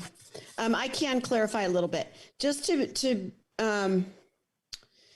there's different scenarios here. For every lunch so far, we have eaten outside. Everybody, not it's not a choice. We eat lunch outside. We've been able to maneuver that because we have not had rain during the lunch period. There was one day where we had rain and we did go indoors. We ran the air machine. We have dots on seats. We have a giant gym. We had 15 tables and they were all spread out. So I felt really confident about that. And that was that one day when it rained all during the day. But every single other day, including today, we ate outside. It started to drizzle a little bit, but it was okay. We were able to, we were able to get through all of our lunches. So what we're talking about doing is using those same outdoor spaces that we're currently using and just tenting them. And then that will give us the ability to eat outside when it is raining, a full rain during lunch. We're constantly watching the weather app and, crossing our fingers. That's truthfully what's happening. Every snack is outside. Another issue is that we do have a lot of spaces, but each space has to be supervised. So that's something really to keep in mind too. As some students are eating, other students are in the classroom with indoor recess. Each classroom has to be monitored. Each eating space has to be monitored. So it takes a lot of staff. But I feel pretty confident about it. And that one day we did have to eat indoors. And I know our goal is not to do that. But when we are truly forced to do that, I still feel confident about that. And thank you, Principal Sinclair. Great, thank you. That was helpful. So we are going to move on from this item, but I do want to, we spent a lot of time last meeting wanting to hear more about plans for expanding the outdoor eating options. It sounds like that is in the works. Principal Sinclair just mentioned expanding that by getting some additional awnings. I think we're all hoping for a lot more rain, and we all know that we are also beginning to see an uptick in cases and probably will continue to see that as the holidays happen. So hopefully those two things all coincide in a way that where the timing works well. But I think the board would like to continue to get specific updates about what we're purchasing, what those plans look like, and in a Friday update or in a future COVID protocol update at a board meeting. Go ahead, Trustee Boyd.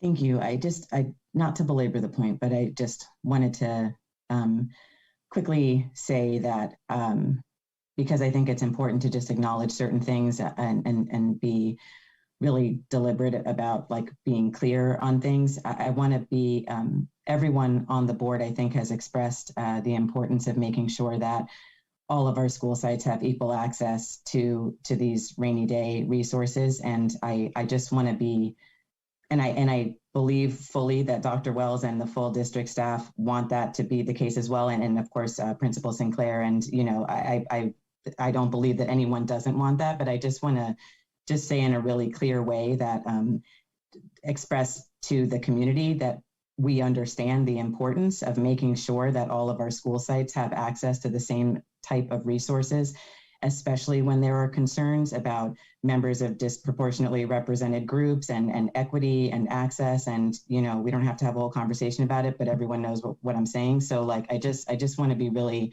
clear and not kind of tap dance around it, that it's important to all of us that we make sure that Ocean View in particular has access to all of the resources that the other elementary schools have. And so as President Hinckley said, I very much appreciate all of the updates that we continue to get. And I very much hope that we continue to get updates and that we continue to see that moving forward because, and again, I'm not just speaking for myself, I'm sure I'm speaking for everyone, that we would be uncomfortable feeling that there's a school in our district that's not getting the same access to resources as the other schools are. Great, thank you for summarizing that very eloquently. All right, and thank you, Executive Director, excuse me, trying to hurry before I cough again. Thank you, Executive Director Ritchie, again, for doing all the work, of course, and then also presenting that to us tonight. So we'll now move to our review and discussion item, which is a proposal of parameters for a special education qualitative audit. Well, Madam Chair, President Hinckley, as you know, the long-awaited audit that many of you have been calling for over a year is finally in motion, and we have on board our director, Dr. Brian Biggs, who is very enthusiastic about being inclusive, collaborative, and transparent in the process, and was able to get input from our key stakeholders in the special ed community and throughout our community. And so I'm excited today to introduce to you our facilitator of our special education audit proposal, Dr. Brian Biggs. Thank you, Superintendent Wells, and good evening, board and Albany community. I'm really happy to be here. And as Dr. Wells mentioned, I am very enthusiastic, but I'll try to keep my presentation short, but also concise to really hit on some of the main areas that we as the Special Education Advisory Committee, as well as feedback from other stakeholders in the community had brought forth for a proposal to the board to be able to execute a special education audit. Before jumping into the special education audit, I just want to provide a little bit of background that I believe really set the stage for the board and the community to initiate the process of having a special education audit. For years, there's been a lot of challenges within the Department of Special Education, and then most specifically over the past 2 years, it's been very difficult in the world and the Department of Special Education within Albany, and then of course with the pandemic at large, it's been difficult across the state and actually nationwide. So I just want to set the stage with that, as there is a lot of challenges that have occurred historically, and there's even been more so in the past couple of years. And my team has been working really hard to grapple with some of the challenges and repair some of the wounds and systems that have I don't want to say been dismantled, but have been reconfigured over the years in order to, with different administration, and really try to streamline some of our support so that our staff are supported in order to support our students and families. So I'm looking forward to presenting the proposal to the board this evening, and hopefully be able to move forward with contracting with a consultant who will be able to execute the audit for us so that we have some really good information from Albany, the stakeholders, and our records to think through how we can better support our students within Albany Unified School District. So next slide. So the proposal for the parameters of this audit, some of the thought behind this was we didn't want this audit to be just numbers. And we really wanted to look at this from a qualitative standpoint and really think through what are our students, what are our staff, what are our families having to deal with on a day-to-day with managing the various challenges of special education. And so we really wanted to look at what is the story behind some of the issues that we encounter, and using a multi-dynamic qualitative approach through focus groups, through listening sessions, through questionnaires, observation, review of records, and also other documents and artifacts to really give us a picture of some of the challenges that will then lead into where we can work to build bridges and systems of support for improvement. So really the parameters, we're looking at qualitative audits that's looking at the data, root cause analysis, examining existing structures, and really helping us have some recommendations for improving our supports for our students and our community. Next slide, please. And so when we think about some of the pillars that we wanted to look at, some of the main areas that were brought to my attention upon coming into the district was, being able to grapple with the outstanding overdue assessments and really figuring out how we can work towards finishing these overdue assessments while also staying compliant with ongoing upcoming assessments and being timely with having our assessments, as well as some components related to some procedural substantive compliance, specifically related to paraeducators. So when I brought some of the areas of concern to the Special Advisory Committee meeting, we had a rich discussion of various different pieces that all correlate to some of these pillars of overdue timely assessments, managing procedural and substantive compliance, student achievement, inclusive practices, and can you scroll down just a little bit in a sense?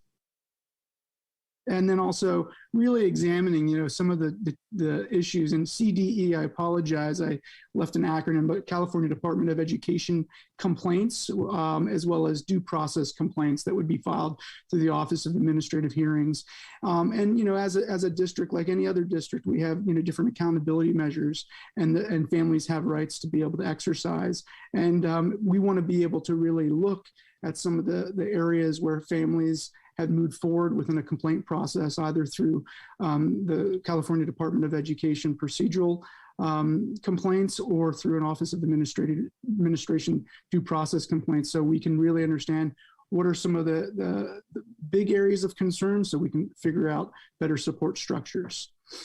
So we can scroll down. And so, there's a whole subset of questions for all of these different pillars that the special education audit would like to look at. And with any qualitative study, while there's questions, I also am a firm believer that we have to understand that it is organic, and that those questions may change and ebb and flow. But these are some of the questions that I put on here, but there's many more questions that our auditor will be looking at that were brought forth from our Special Education Advisory Committee. But for overdue and timely assessments, we really want to understand what's the root cause of these overdue assessments. And I can have my own hypothesis right now, but I think having somebody from the outside looking in to look at that and really give us as a community what the root cause of these overdue assessments can be really helpful for planning forward. And then how are we prioritizing these overdue assessments? So it's the whole idea of, the snowball keeps on just getting bigger and bigger rolling down that hill. So how are we going to stop it and pause and really make sure that we're being able to manage all these assessments and complete those assessments while also moving forward with the current assessments. And then overall is what are the systems we can do to get better? Next slide, please. So, the other pillar is really looking at managing procedural and substantive compliance. So what's working and what additional supports and systems do we need? And there's various sub areas that we looked at, and some of those areas can consist of educational benefit, and our IEPs align with educational benefit. And I know at our workshops for Special Education 101, we didn't get to really talk about what educational benefit is, but it really is the cornerstone to supporting a student through an IEP. And we want to make sure that students' needs are aligned with SMART goals that are specific, measurable, attainable, realistic, and timely. And that there's supports, accommodations, and also services that are appropriately determined for them to be able to make adequate progress.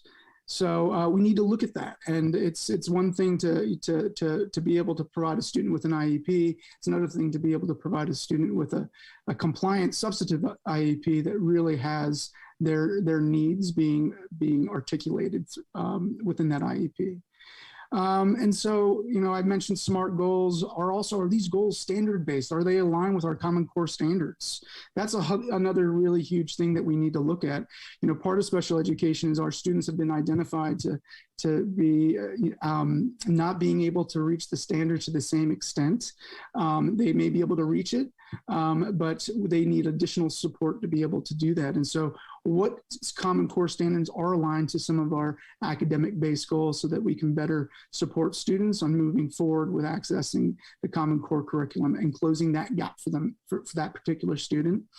And then more importantly for me as an educator is, I need to make sure, that our baselines for goals include specific data that is measurable and relates directly to the student's area of need that verifies and justifies that goal. And then also, again, our accommodations, supplemental supports, and services, reasonably calculated to support the student based on their unique needs. We move down to paraeducators, and I know that's, I wonder if the community even know what a paraeducator is. I remember coming into the district years ago, a lot of people were having a difficult time, even paraeducators. What is a paraeducator? In 2018, we put together a great Albany Unified School District Paraeducator Handbook. But I think there's also still a lot of mystery behind a paraeducator. They're amazing. And they do a lot of great work for our students, but they're also a related service that is aligned to a student's IEP. And I think what we need to do in Albany is really look at that. And we also need to look at, a paraeducator is not a teacher, it's a facilitator to help with independence. And so some of the work that I think we want to investigate within this audit is, how are we identifying students that require paraeducators? What assessments are we utilizing? And then what supports are we putting into place to fade that support? Because we really want to foster students' independence. And, every student is unique and every student is going to grow at their own rate, and no shoe fits the same for every student. And so there's going to be some students that need more support throughout their educational career than others, but having that articulated lens and a thoughtful process for thinking through of when, how, when a student needs a paraeducator and how to support the fading of that is really critical whenever we're thinking through having students graduate and move into post-secondary lives and being independent. And then we go into IEP meetings, and this is a little bit more of the procedural compliance, and I think it's would be really worth looking into because we've had some complaints over the years with CDE and other avenues just regarding having parent input and really fostering parental participation, meeting notices being sent out on a regular time, the structure of the IEP meetings, what concerns parents have. With the form of the IEP meeting. So we'd like to get some parent input about, what it means to them to be part of an IEP, timelines being followed. And then, the last pillar was meaningful parental participation. I referenced it a little bit before within IEP meetings, but, what are we doing to foster meaningful parental participation? I spoke about it in the Special Education 101 workshop, part 1, about the various reauthorizations of IDEA, which continually over the past 3 reauthorizations increase the accountability for school districts to include parents into the conversation of the student's IEP development and process. And so how do we as Albany Unified, how do we as school sites include and foster meaningful parental participation? Are parents notified of their safeguards? What is a parental safeguard, procedural safeguard? And do parents feel included? So we really want to reach out to families and understand where they're at. There's a lot of ideas that I have, but I also want to get an outside perspective and start kind of picking up some of the themes from the majority of our stakeholders, our families within the community, to really get a better sense and be strategic about being able to put supports forward to better support their participation. We can go down to the next slide. One of the big areas that our advisory committee was talking about is student achievement. I think this all fell on the back following one of our presentation regarding student achievement across the district, and looking at those numbers and how our students who are marginalized, our students who are part of a subgroup may always be coming up in the at-risk area. And I think one thing that we as special education stakeholders would really like to do is really look at our data as, across all different means, not just within our district-wide assessments, not just within the statewide assessments, but also including, students' rate of progress on their IEP goals. And how can we illuminate some of that within the story of our students, while being mindful of confidentiality, of course, but being able to lift that up, because students are making progress within special education. It may not be showing at the same rate of progress and growth as some of their same age peers, but they are making progress. And so how do we illuminate that and provide a story for our students in special education so that they're also being seen from the community and outsiders as being individuals who are making growth, or in the event that they're not, we're able to justify that based on multiple data points using, specific measures.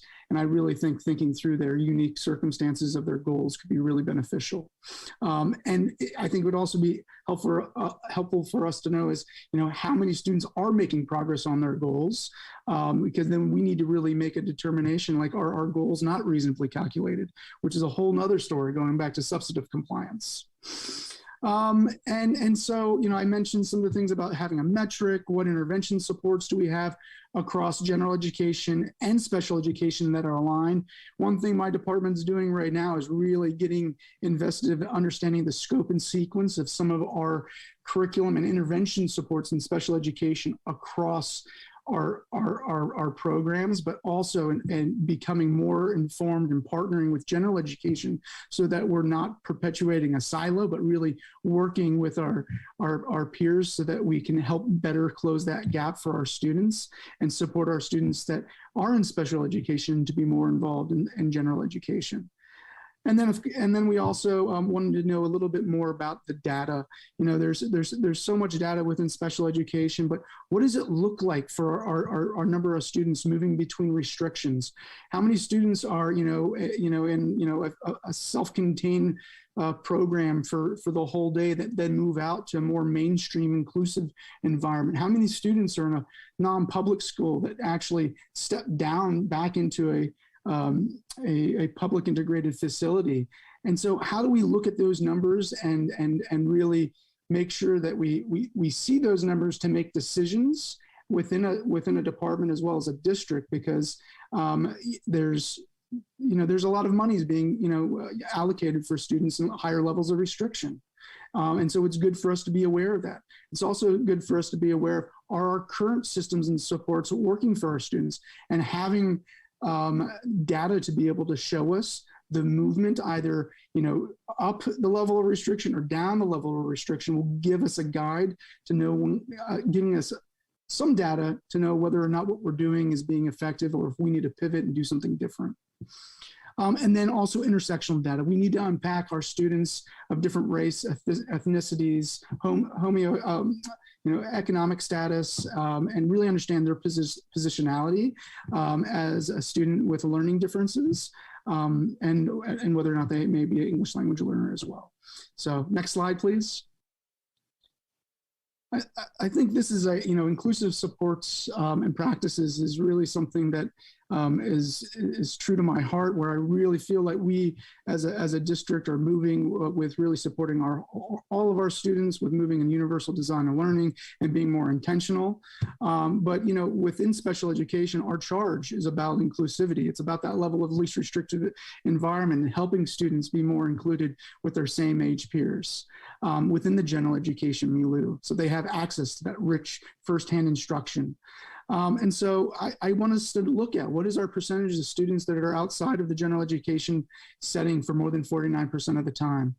And what percentage of that are students that are outside of not just elective classes, but content classes. And so really having a bigger picture of where our students are within the scope of their level of restriction within our school setting. What are the inclusive supports used across the district to support students accessing engaging general education curriculum? I think we're working on that as a district. I know that we're already doing a lot of great things, but I think it would be great to illuminate some of the practices so that we have a better sense and can make some decisions within the department. And how is co-planning? And this is something that's hard. And it's how do our special education teachers and general education teachers actually implement IEPs? I mean, we went through a little bit of we didn't actually go through an IEP, but it was on the slide deck for the workshop. They're complex. And so you have teachers that are teaching, so many periods out of the day. They have so many students with IEPs. And then you have special education teachers that are delivering instruction, who are doing assessments, who have to do case management and scheduling purposes. When is that time being utilized for co-planning to really help kind of general education teachers work through accommodations and help with some of those scaffolded supports so the student's IEP can be implemented? So I'd like for us to look at that. And that just kind of piggies back down into the next piece about really unpacking what our breakdown of duties are for our educational specialists. We have amazing special education teachers who go above and beyond. And you go into their classes and they are doing everything possible to support those students. But as I mentioned, they're providing instruction, they're doing case management, and they're having to manage that substantive and procedural compliance, which includes parental, fostering meaningful parental participation, implementing IEPs, and it's a lot of work. So I'd like for us to really get a better picture of what is the breakdown for our ed specialists and what does that look like for us. And so we can go to the next slide.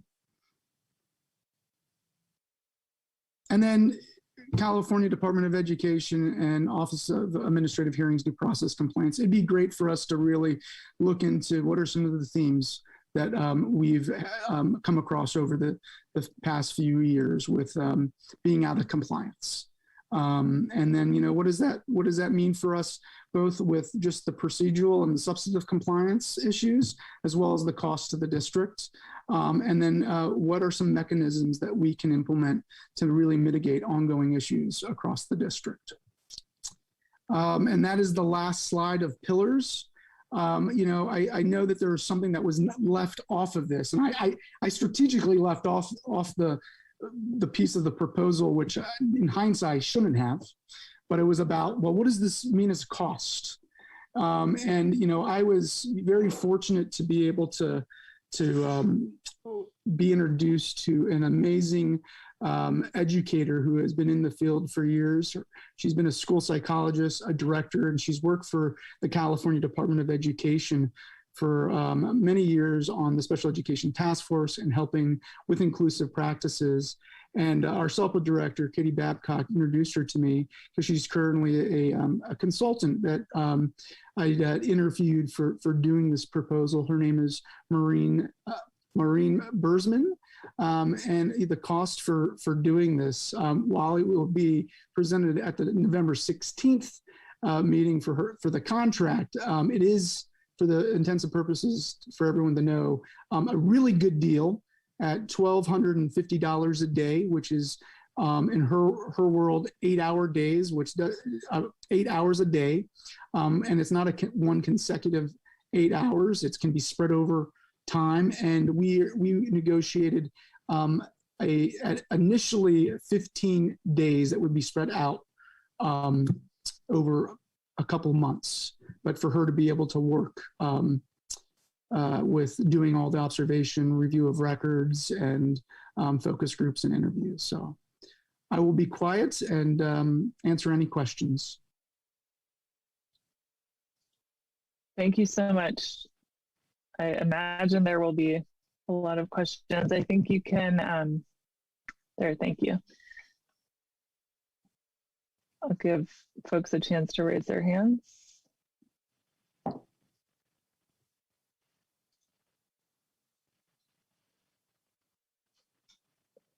Vice President Doss, go ahead.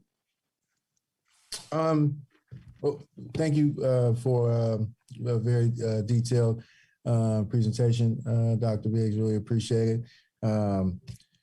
You're really settling in quite nicely into this role. It's as if you've been doing it for a couple of years now. And I know you just started, but it was great to have you. So thank you. I have a couple of questions. Once this is completed, what are the next steps, or how do we go about reviewing and kind of implementing things that are discovered, once the audit is completed? I'll let you tackle that one, and I'll ask my second question. That's a great question, Vice President Doss. I think, what I envision is that we have a report and presentation from Maureen, and then I would like for us to have a conversation of what that looks like. And I think that would probably be going back to advisory committee and looking at what are some of our priorities with regards to this. And I imagine that there's going to be conversation with regards to things that we can do internally already within our current systems, and things that we may need to have fiscal support with, that would have to come to working with the board to determine whether or not that would be something that we could move forward with. So I think we would get the report, we would review, we would discuss, we'd bring it back to the advisory committee, and we prioritize, and then bring another proposal for action. Thank you. And then my second question is, are there certain areas that you suggested or asked about kind of focusing in more on versus other areas, or is it just kind of determined by them directly? Or were there certain areas where you're thinking, I'd really like for you to take a closer look here or a closer look there? Or I think for the overdue and timely assessments, that was something that was I was asked to do from the board and from Superintendent Wells, which I think is a great thing for us to look at. And then also paraeducators, but the paraeducators is one piece of a larger puzzle, and that's what I really expanded on with our advisory committee. And so I think I was really wanting us to embrace the concept of looking at procedural and substantive compliance. So that we can really embrace special education and making sure that we're doing it correctly for our students. And I mean, it's a lot to develop an IEP because you're looking at assessments, multiple data points. It takes a lot for the implementation. It takes coordination. It takes a lot for, protecting the rights of our students as well with their procedural safeguards and protecting the families. And so I did my dissertation on meaningful parental participation. So there's probably some bias in there because I think that our families sometimes have a hard time navigating the terrain of special education. I'll tell you right now, and I think I said it before, unless I had a doctorate, it took me a doctorate to actually start learning how to navigate special education. I'm still learning how to navigate it. It is a very complex sphere, and I really hope to be able to break down barriers for our families. And I know our SELPA is really working on that as well, because our families need to be informed. There's nothing to hide. There's just so much information out there, and I think a lot of our teachers even have a hard time, managing all. So I want to unpack that so that we can become equal partners with our families, because an IEP is not an IEP without a parent. So to answer your question, I think the one area of bias that I really was looking at was the managing procedural and substantive compliance and unpacking meaningful parental participation. But also, one of our stakeholders, who's also a teacher, really helped, bring to the forefront and paint a picture about the competing demands of teachers to be able to hold all these pieces together.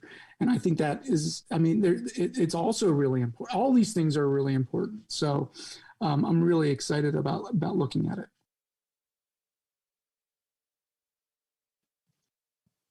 Thank you. Did you want to ask another question? Okay. No, those are my two questions. Thank you. All right, Trustee Duran. Dr. Biggs, I just kind of wanted to ask you one question, and you may have stated it earlier, so I'm sorry if I missed your answer, which has to do, you've talked about so many areas and the roles of teachers in particular, and I'm wondering about the curriculum itself. That piece that I understood from several years, complaints, concerns from the parents, is that the curriculum is not motivating, not relevant, not sequential, that kind of thing. So will this audit also be looking at the specific curriculum that is offered to the kids, and if in any way matches standards?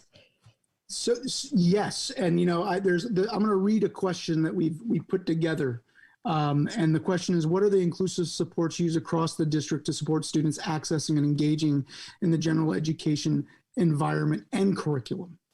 And so I think really investigating that, because there is different curriculum out there that is not accessible for some of our students that with various learning differences. And so let's unpack that. Let's put that out there from a third party and examine that a little bit more. So it is something that we are very interested in exploring. Trustee Boyd. Thank you, Dr. Biggs. I thought that presentation was very thorough and just covered a lot of I'm learning, but covered a lot of areas that I know we've talked about in our committee work and areas that are of great importance. So thank you for being so thorough and having such a wide scope. One question that I had was whether, and when you talked about it with the co-planning between gen ed teachers and special education teachers, I was wondering if you thought the audit might get into it all, just whether our general education teachers have access to and sufficient training and resources and support so that they're able to work with students who have learning differences, that it's not just our teachers with special education training in particular, but that our gen ed teachers have the tools that they would need. Yeah, I think what we weren't looking at like the investigation of the general education teacher's background, because the way our system is set up is that really a special education teacher is a conduit for our general education teachers to provide that training and support. And so when I think about co-planning, that's what I think is, how do we support our special education teachers to have time with our general education teachers, to be able to help them with understanding special education, understanding the students' unique needs, helping with the accommodations, the modifications, and different supports that are required to implement the IEP. It would be ideal, and I know California had made a proposal years ago about trying to revamp our credentialing process for our teachers to really include a little bit more of an emphasis on special education, which I think would be amazing. But I think if we were to ask a lot of our general education teachers, they may have had like one class in special education. And we do a great introduction whenever we have new hires, and we do a brief overview of special education. I don't think that we can always do more. We can always do more about being able to provide information. I think the challenge is the saturation of training can sometimes, really dilute the individual's ability to take any of that information on and do something with it. So the model of co-planning can be really instrumental, where you're doing training in motion with teachers from a trained specialized academic instructor on specific students in their classes. And that's just something we're not set up. Our educational system was not set up for this. As I mentioned before, special education is new, 1975. We have a road ahead of us to really look at some of our systems that are really perpetuating some of the challenges within special education and the achievement gap for our students.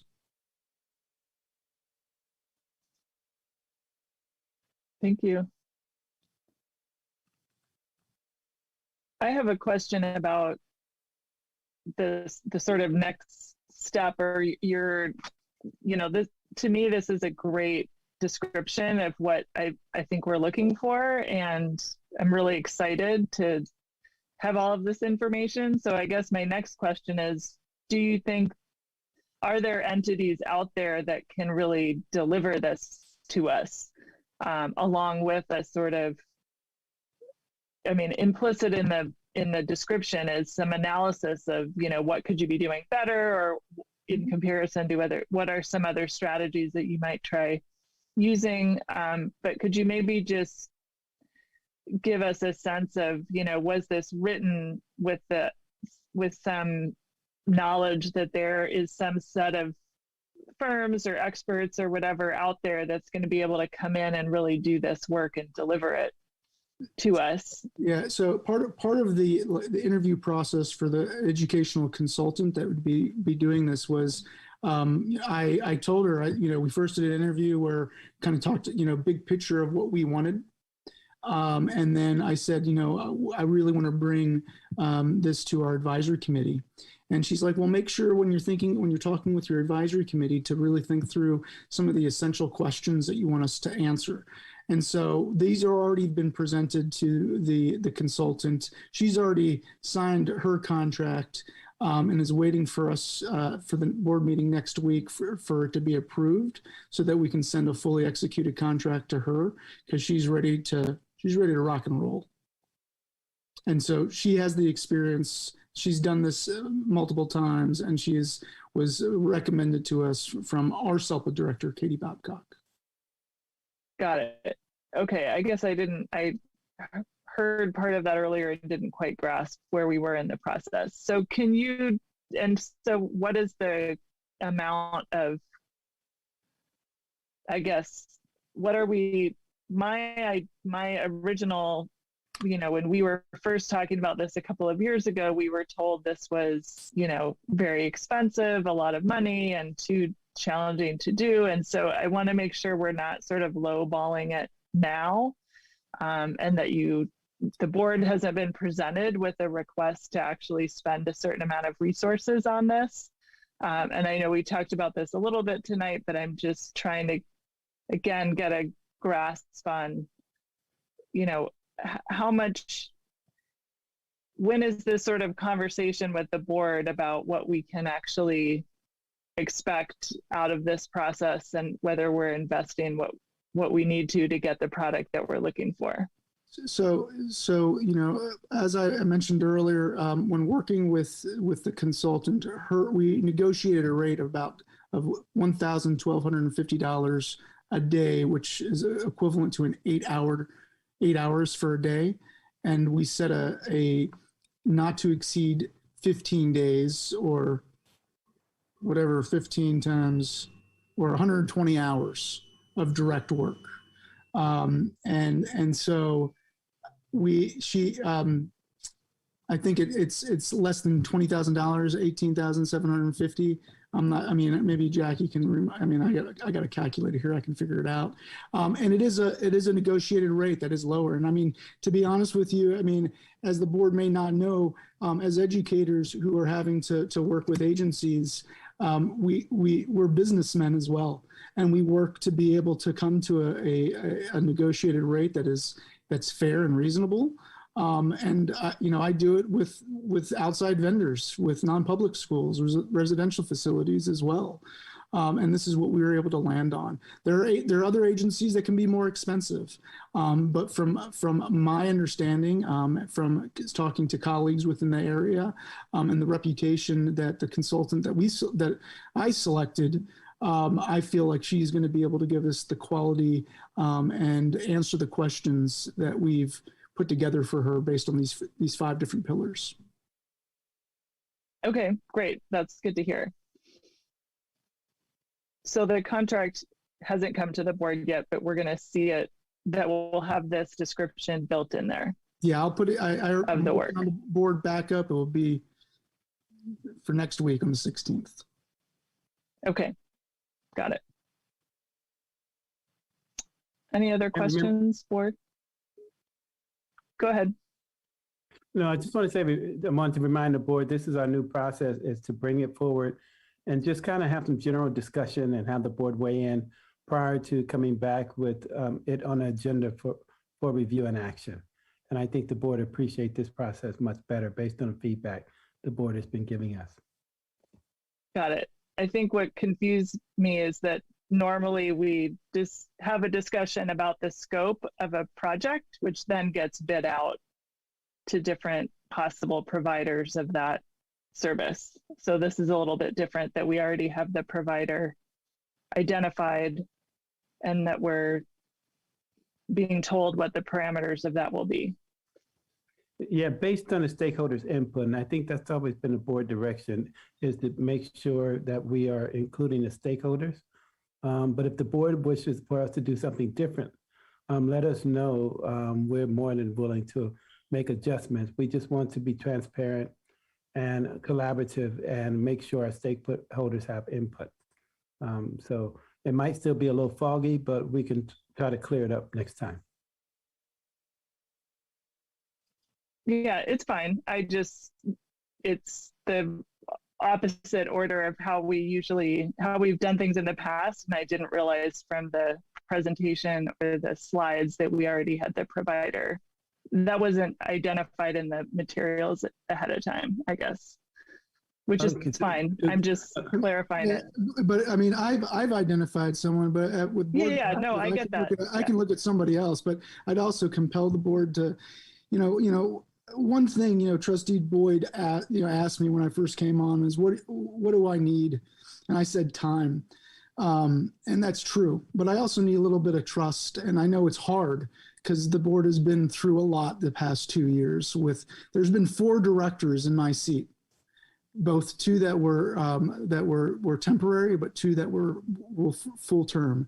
And so I understand a lot of the caution, but as Vice President Doss said earlier, I am fitting into this position, I think, fairly well. I feel like I've been here for years, and I would like the board to be able to trust that this individual that I've selected is a great individual to move forward with. But I also have no problem going out and getting other bids based on these different areas, and for the board to be able to review multiple different proposals from different agencies. But the proposal itself is from our community.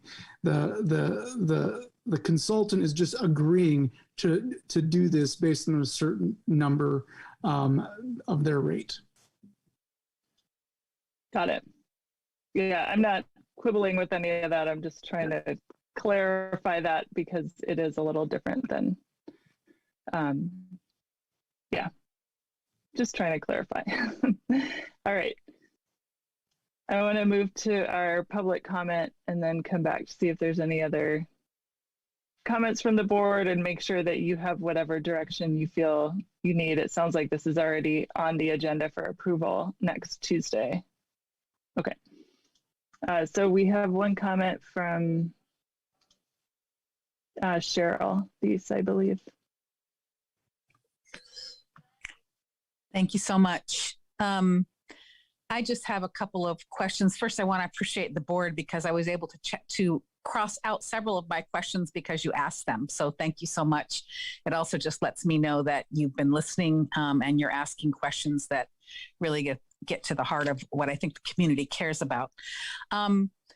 One concern I have is whether this consultant is independent of the California Department of Education, because I get a little bit concerned that if we hire someone who's sort of inside the existing structure to look at, what we're doing, I know that it's not Dr. Biggs's intention to just do a compliance review of, how are we doing and check off boxes.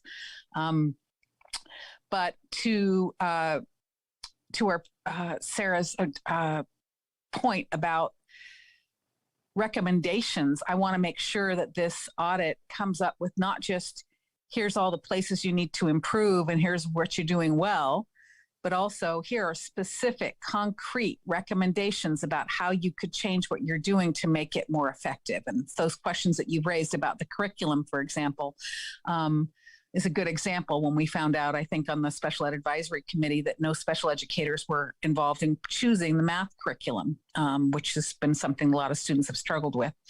And then I also just want to point out one dilemma that we have very quickly, which is that I absolutely am on the same page about wanting parent engagement, but we don't want just the noisy parents, myself included.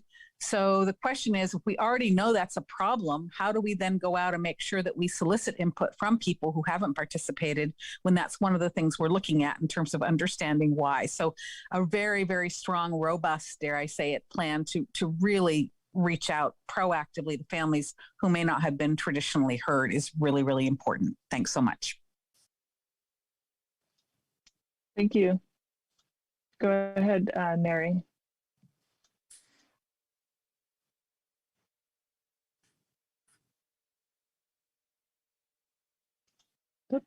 I might have pressed the wrong button.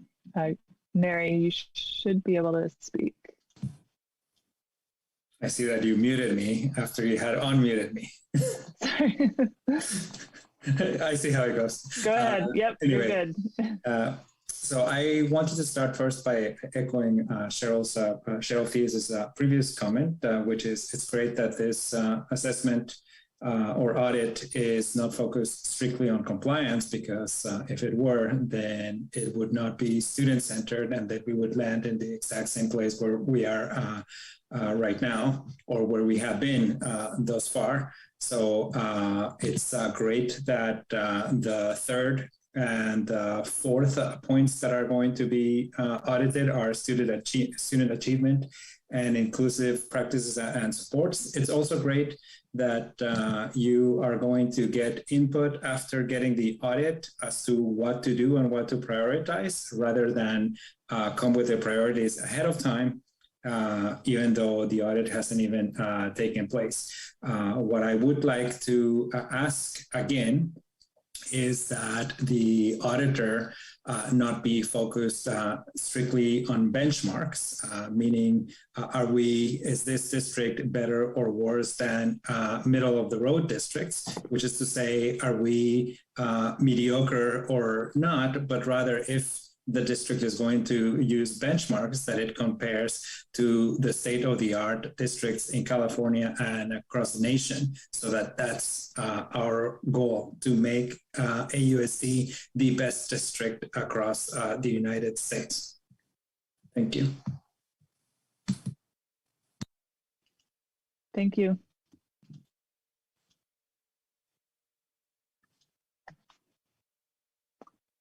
All right, board, any other comments or questions about how the process for this is going to work?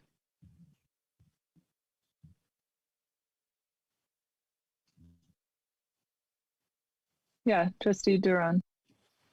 Just wanted to ask, at next meeting, we'll have an opportunity to ask additional questions if necessary, correct? For clarification and whatever. Is that correct, Dr. Biggs? So at the next meeting, you'll be approving a independent contractor service agreement. And so the questions, in my understanding, and maybe President Hinckley can tell me otherwise, but would be related not to the audit itself, because that's not agendized for wouldn't be agendized for next week. It would be for the contract of the consultant. Is the scope of the audit, though, part of that contract? Yes. Okay. So, but we can look at the contract, right? I mean, we will have the opportunity to look at the contract and see if it's complete, so to speak, and all the issues have been, are part of that. Is that correct? That is correct. Okay, thank you. Okay, great. Well, I think the general consensus seems to be this is the kind of product that we're all looking for. So next time, at the next meeting, we will be able to see and hear more information about who you're proposing to perform this, and then talk also about the cost and the cost limit, or discuss some of that a little bit more. And that's on the 16th. Do you need any other direction from the board? No, I don't think so. I think I would like to just respond real quick to the public comment. Is that okay? Yeah, of course. Yeah. So, my understanding is that this consultant was part of a special education task force, part of CDE. She's since retired and is an independent contractor that does consultation work such as this, that is not based on the compliance that we see through like a FCMAC study or anything like that. It's really looking at systems and structures within a school district. And so I really think it's aligned with some of the hopes and directions from Cheryl Thies as well as Neri. And yeah, we definitely want to make sure that it's comprehensive in the sense that it's looking at everything. It's looking at how our students intersect across, the curriculum, across, time, space within our district. And so in my conversations with Maureen, she's excited about being able to tackle this. And it's not the first time that she's done a qualitative study that really looks at the support and the culture within a school district that perpetuates some of the barriers for our vulnerable students with learning differences. So I look forward to next week and being able to answer any questions that the board may have related to the contract and the scope set forth within the contract. Great. And thank you as well for doing all the work of, bringing those stakeholders into this conversation, because I think that was, as many have said, that's the piece that you really did hit the ground running on, and we really appreciate that this is the product of those conversations. Yeah, anytime anyone wants to talk to me, just give me a call. We'll go out for coffee. Doors open. All right. All right. Thank you again, Director Biggs. And we now move to item review and action items, starting with 14A, Resolution 2021-2208, supporting the City of Albany's proclamation of United Against Hate Week in Albany. Well, this proclamation that's about to come forward, it's something very exciting, but something that's very meaningful and really, really heartfelt. Tonight, presenting the proclamation, the resolution will be done by our very own Executive Director, Alexia Ritchie. Thank you, Dr. Wells, and thank you for the opportunity to really thank the community to come together to really focus on something that Dr. Wells mentioned is extremely critical for our community. And as we move forward, I would like to pull up the resolution soon, but also let you know that we had a number of community entities working on this together, especially during the United Against Hate Week activities, which I would like to emphasize. And so thank you to, of course, Albany Unified School District, the City of Albany, Albany Public Library, Albany YMCA, UC Village, and a big shout out to the Diversify Our Narrative students. And so with that, I think we could read the resolution. This is the Albany Unified School District's Board of Education Resolution number 2020-2108, supporting the City of Albany's proclamation of United Against Hate Week, being November 14th through the 20th, 2021. Whereas, since January 2017, there has been an alarming increase in fringe ideologies using hatred as a means of intimidation, and whereas attacks on Black and African American people, Indigenous people, members of the Asian American Pacific Islander community, Muslims, immigrants, people of color, women, Jewish people, the LGBTQIA community, and our most vulnerable are now more frequent, resulting in an uptick in hate crimes and the open promotion of xenophobic ideas. And whereas places of worship, including synagogues, churches, and mosques, as well as festivals, shopping malls, and nightclubs, have become targets of white supremacists, neo-Nazis, and others espousing hatred. And whereas in 2018, in response to the numerous events and to clearly state our shared values, Berkeley developed the Berkeley Stands United Against Hate campaign, which was adopted by the City of Albany, as well as several other cities in the Bay Area, and served as a uniting and hopeful beacon amidst a challenging time, declaring our commitment to inclusivity. And whereas to further respond to the divide currently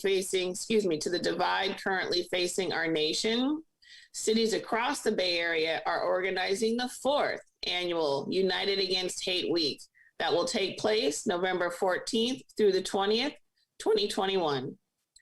And therefore, events will focus on breaking through positionality, communicating in conflict, and working together to achieve common goals that promote education, compassion, and cooperation, which are key to embracing differences between people.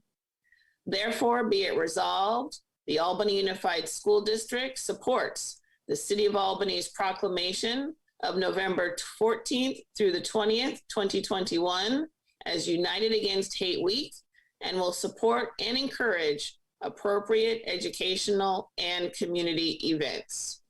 With that, I'd also like to hope that this gets passed and adopted, and remind everyone to please see last Friday's superintendent's update for a more thorough description of the activities being sponsored by all of the groups mentioned before in Albany. And again, a lot of the groups and their activities will be supporting our very own Diversifier Narrative student work. So with that, I submit the resolution for your consideration. Great, thank you so much. And thank you for reading all of that. Board, does someone want to make a motion for us to adopt this resolution? Trustee Duran. Before, I just wanted to ask one question, which is, I have seen the activities citywide, and I'm wondering specifically about events on our school sites. Could you speak a little bit about that? What will be happening at the specific school sites? Certainly, Trustee Duran. Specifically, the main event will be held at the UC Village Recreation Center, and that's the book reading by the local author. And we did talk about using a school site, but when UC Village offered their recreation center, it also came with the possibility of having childcare there provided by UC Village. And so we partnered with them for the main on-site event. The school sites will benefit from a book exchange that will occur actually at Albany Public Library. They're going to be the central location for the book exchange. Again, we talked about the feasibility of having those on site, but Albany Public Library came forward and offered to use their space and their personnel for the book exchange. The main benefit for our schools will be those contributing to the Diversifier Narrative book list. There is a book list out there, and if the community would like to purchase one of the titles, then those will be donated directly to the schools. But currently we're inviting our community to participate with an in-person event, but that would be at UC Village. We don't have any in-person events scheduled for our particular schools.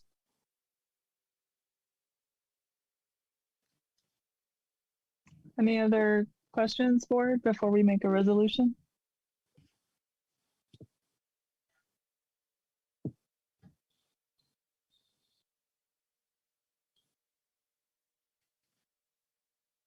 I think we're ready for a motion then. We might need the item back up for the title. I have it. I move that we approve resolution 2021-22-08, supporting the City of Albany's proclamation of United Against Hate Week in Albany, November 14th through the 20th, 2021. I second.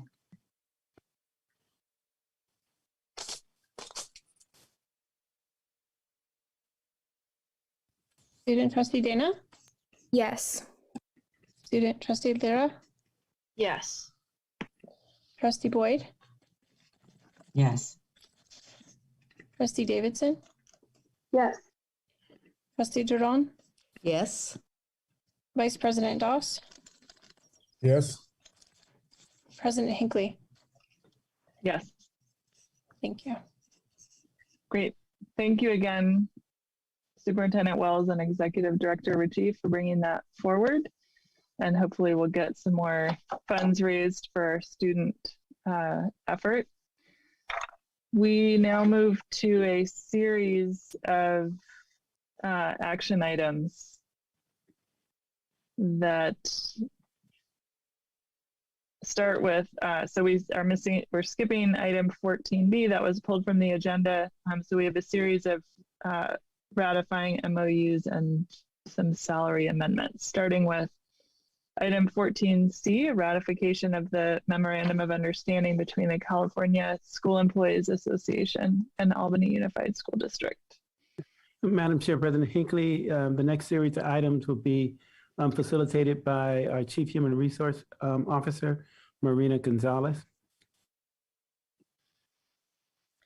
Thank you, Dr. Wells. Good evening, everyone. First, I'd like to say we're on the home stretch. Okay, so these next few items are mine, but we are going to try to get through them kind of quickly. The first is the MOU between one of our classified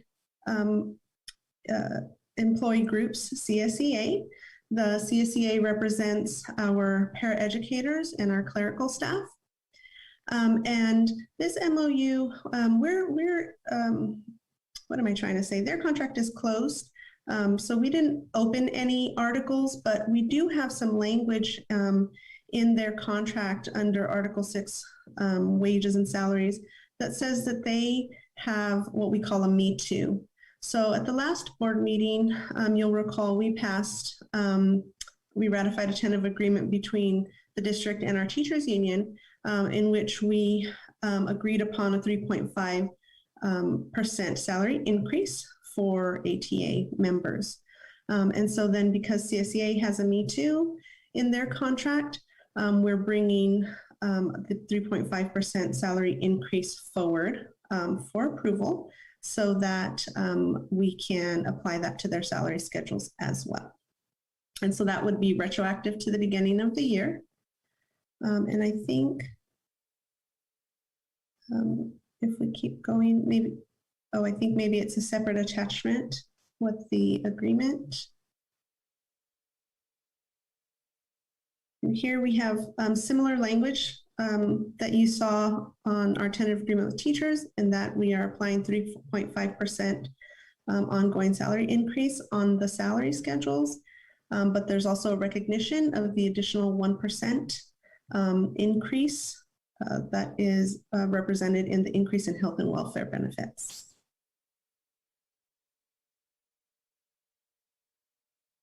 And that's it for this item. Great, thank you. Any questions, board? So we have a series of these you can ask. Marina, questions or make a motion to approve this ratification? Yes, Trustee Duran. I would like to move that we ratify this memorandum of understanding between the California State Employees Association and Albany Unified School District. I second that.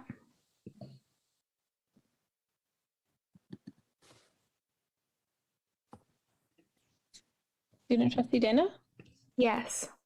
Student Trustee Lera? Yes. Trustee Davidson? Trustee Duran? Yes. Vice President Doss? Yes. President Hinckley? Yes. And Trustee Boyd? Yes. Great. The MOU is ratified unanimously, and we move to the next item, 14D, ratification of the MOU between the Service Employees International Union and AUSD.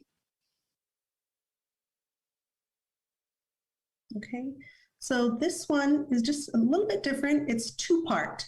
The first part is identical to what we just saw with CSE. Excuse me, pardon me. Let me back up. This is an agreement with our SEIU bargaining unit, and SEIU represents our food service staff, our custodial, and our maintenance. Sorry, I skipped that intro. So back to the MOU, it's pretty much identical. This bargaining unit also has Me Too language in their contract.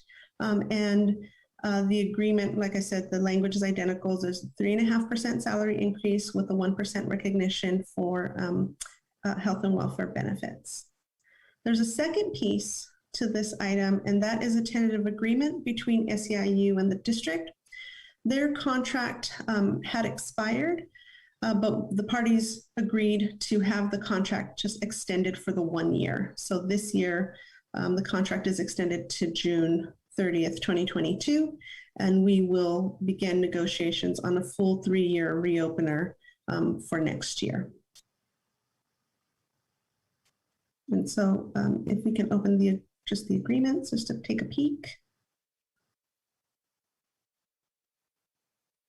So here's the salary piece. And then I think down below is the extension of the contract, which is here.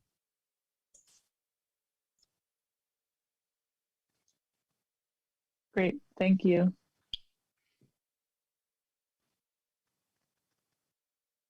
Questions, comments, or a motion?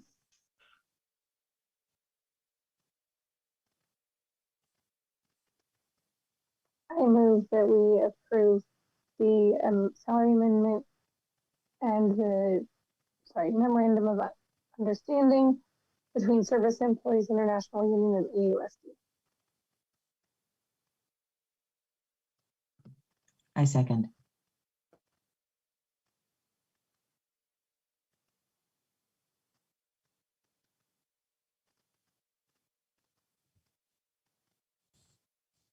Trustee Dana? Yes. Trustee Lira? Yes. Trustee Jerome? Yes. Vice President Doss? Yes. President Hinckley? Yes. Trustee Boyd? Yes. Trustee Davidson? Yes. Great. The ratification of the MOU between SCIU and AUSD passes unanimously, and we move to 14E, the 2021-22 salary amendment for confidential, unrepresented, and management employees. So employee groups, sorry. So as is our practice in the district, we have applied the Me Too to all employee groups. And here our confidential employees are employees such as our HR staff and payroll and executive assistant to the superintendent.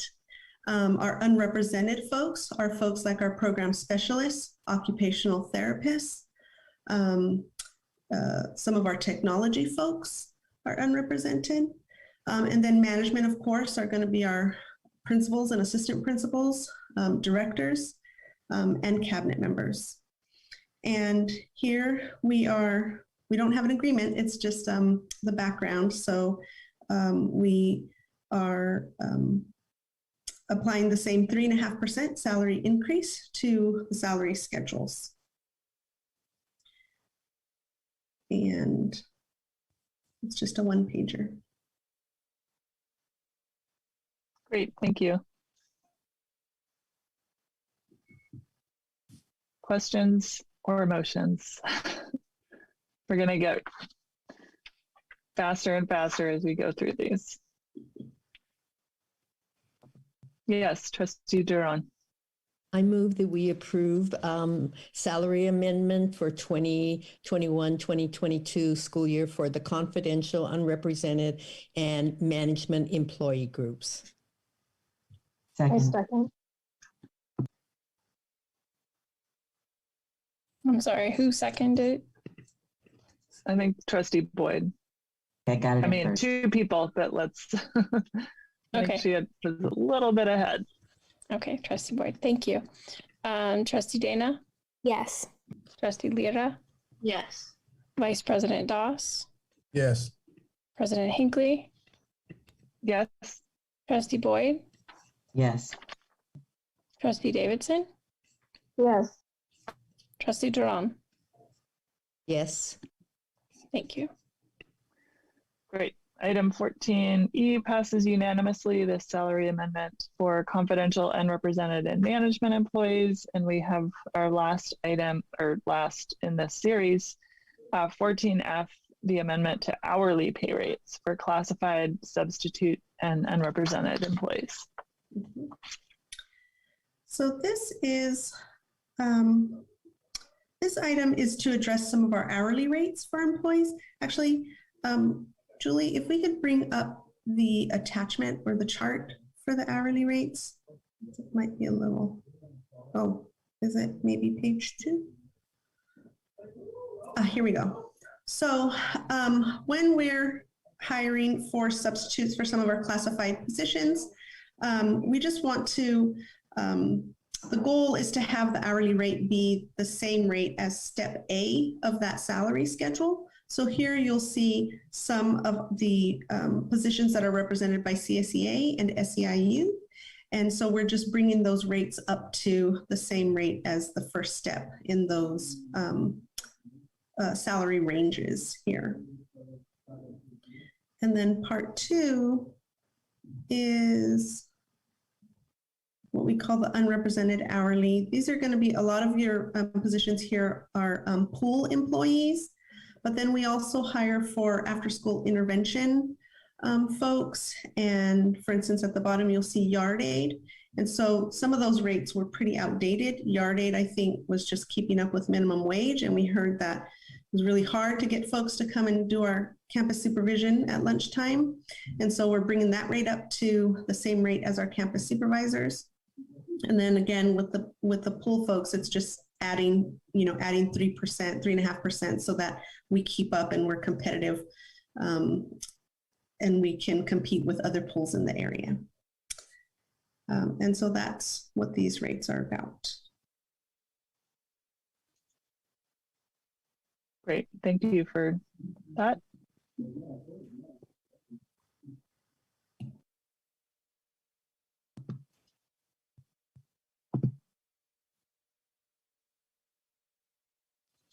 Okay, I move that we approve the amendment to hourly pay rates for classified substitute and unrepresented hourly employees.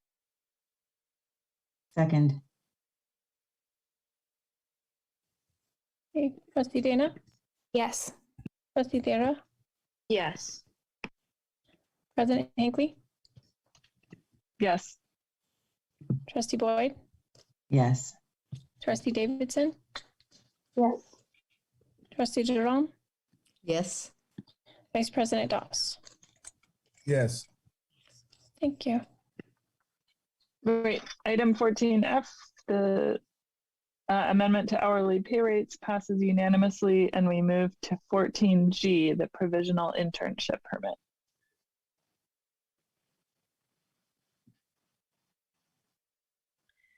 Thank you. So this is a type of emergency credential. Specifically when someone might be in a credential program, but they haven't met certain requirements to qualify for an intern credential. So it's sort of like the pre-intern credential, and requires that we, have made every effort to fill the position with a fully credentialed person, and requires that we actually seek board approval, and then followed by we submit the application with all of our proofs that we made every effort, but had to hire someone on this type of emergency credential.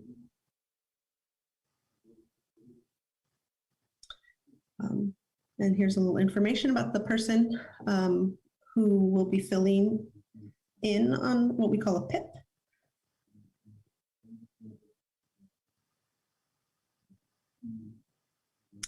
And that's it. Are there any questions about this emergency credential?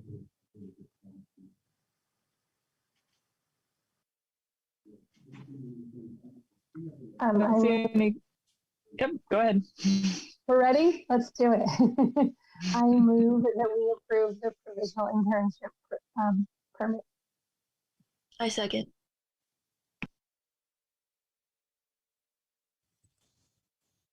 Trustee Dana? Yes. Trustee Lyra? Yes. Trustee Boyd? Yes. Trustee Davidson?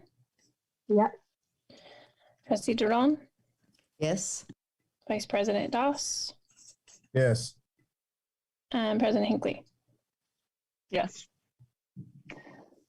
Item 14G, the provisional internship permit passes unanimously, and our last action item, 14H, the variable term waiver.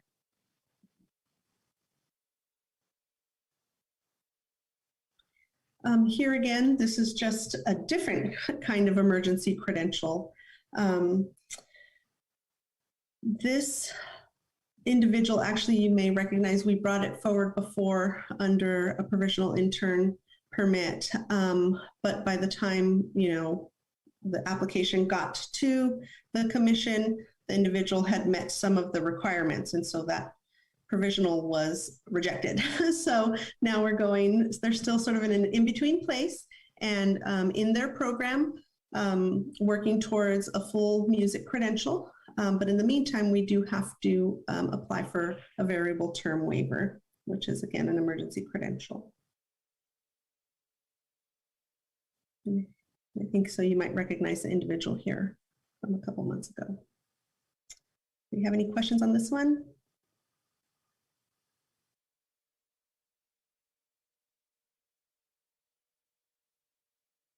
Actually, I do have a question.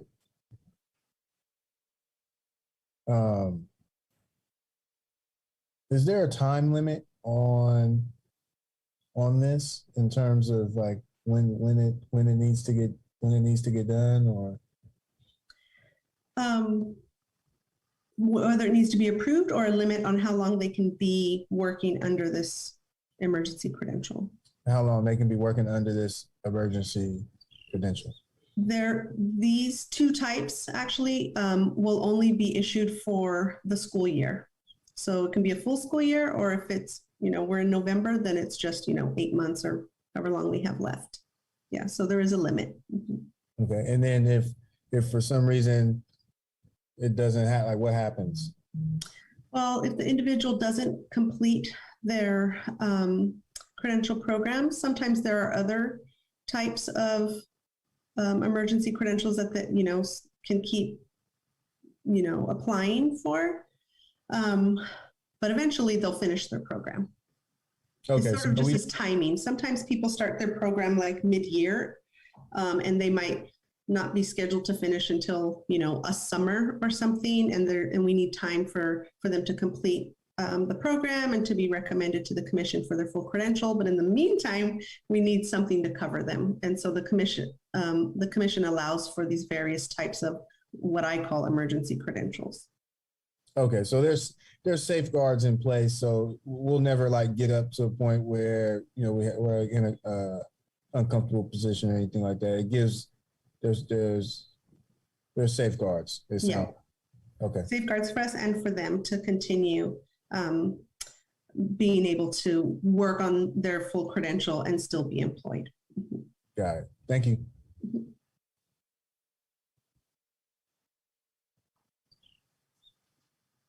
Any other questions, board, or someone want to make a motion? I guess while I have while I'm unmuted, I'll just make a motion that we approve this item, variable term waiver. Second.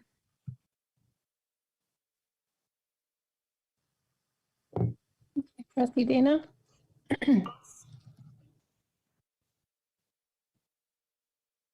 Sorry, Trustee Dana? Oh, she's Slate. You must have stepped away. I'll come back to her. Trustee Lyra? No, I'm not. I'm so sorry. My computer's been glitching, which is why my camera's off, actually. Yes. Thank you. No problem. Trustee Lyra? Yes. Trustee Davidson? Yes. Trustee Duran? Yes. Vice President Doss? Yes. President Hinckley? Yes. And Trustee Boyd? Yes. Thank you. Great. Item 14H, the variable term waiver, is approved unanimously, and that concludes our review and action items. That concludes all of our items except for our closing business. So, board, are there any follow-up items or upcoming agenda items you'd like to bring up? I don't have it's not necessarily an agenda item, but I would love a follow-up, and it could be an email or a conversation, whatever the best, in terms of with the comment that was made about the library hours, extending those, having it open for students before school and having it open for students after school. I think that's a really valuable resource and a safe space, especially now that it's raining. I think it'll be a great place for students to be able to go and read and stay dry before and after school. So I'd like to follow up on that, see how we can go about doing that. And can I get clarification? Is it just for the middle school or all the schools, elementary, middle, and high school? I'd like to see it for if it's not already in place. I'd like to see it available for all schools. But tonight it was mentioned. You know, we were talking about the middle school specifically. Okay.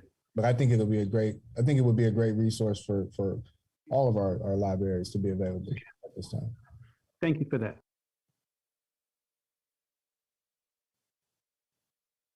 Any other follow-up items? Great, then we are adjourned, and our next meeting is, so we have an unusual schedule because of the holiday. Hopefully you all realize we have a meeting next Tuesday rather than 2 weeks from tonight. And so I will see all of you there. Also, can I share, I think this is the first time that Trustee Davidson and I have had a meeting that ended early, which is exceptional. And I'm really shocked. Use your extra time wisely. High five this out. High fives. It's because you forget to say and she's happy. Use it to Google Albany High School lip sync. And bonus, you can also find videos that include our previous student board members if you go down the same rabbit hole that I went down. So, oh no. On that note, we ended early because Trustee Duran did not have a board report. No, also because our staff made great presentations that were thorough and covered bases. Thank you all. Dr. Right. Good night, everybody. Hours.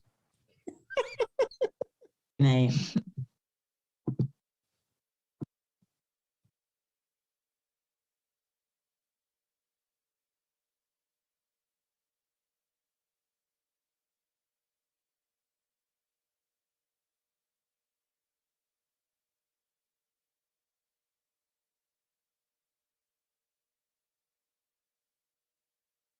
Recording stopped.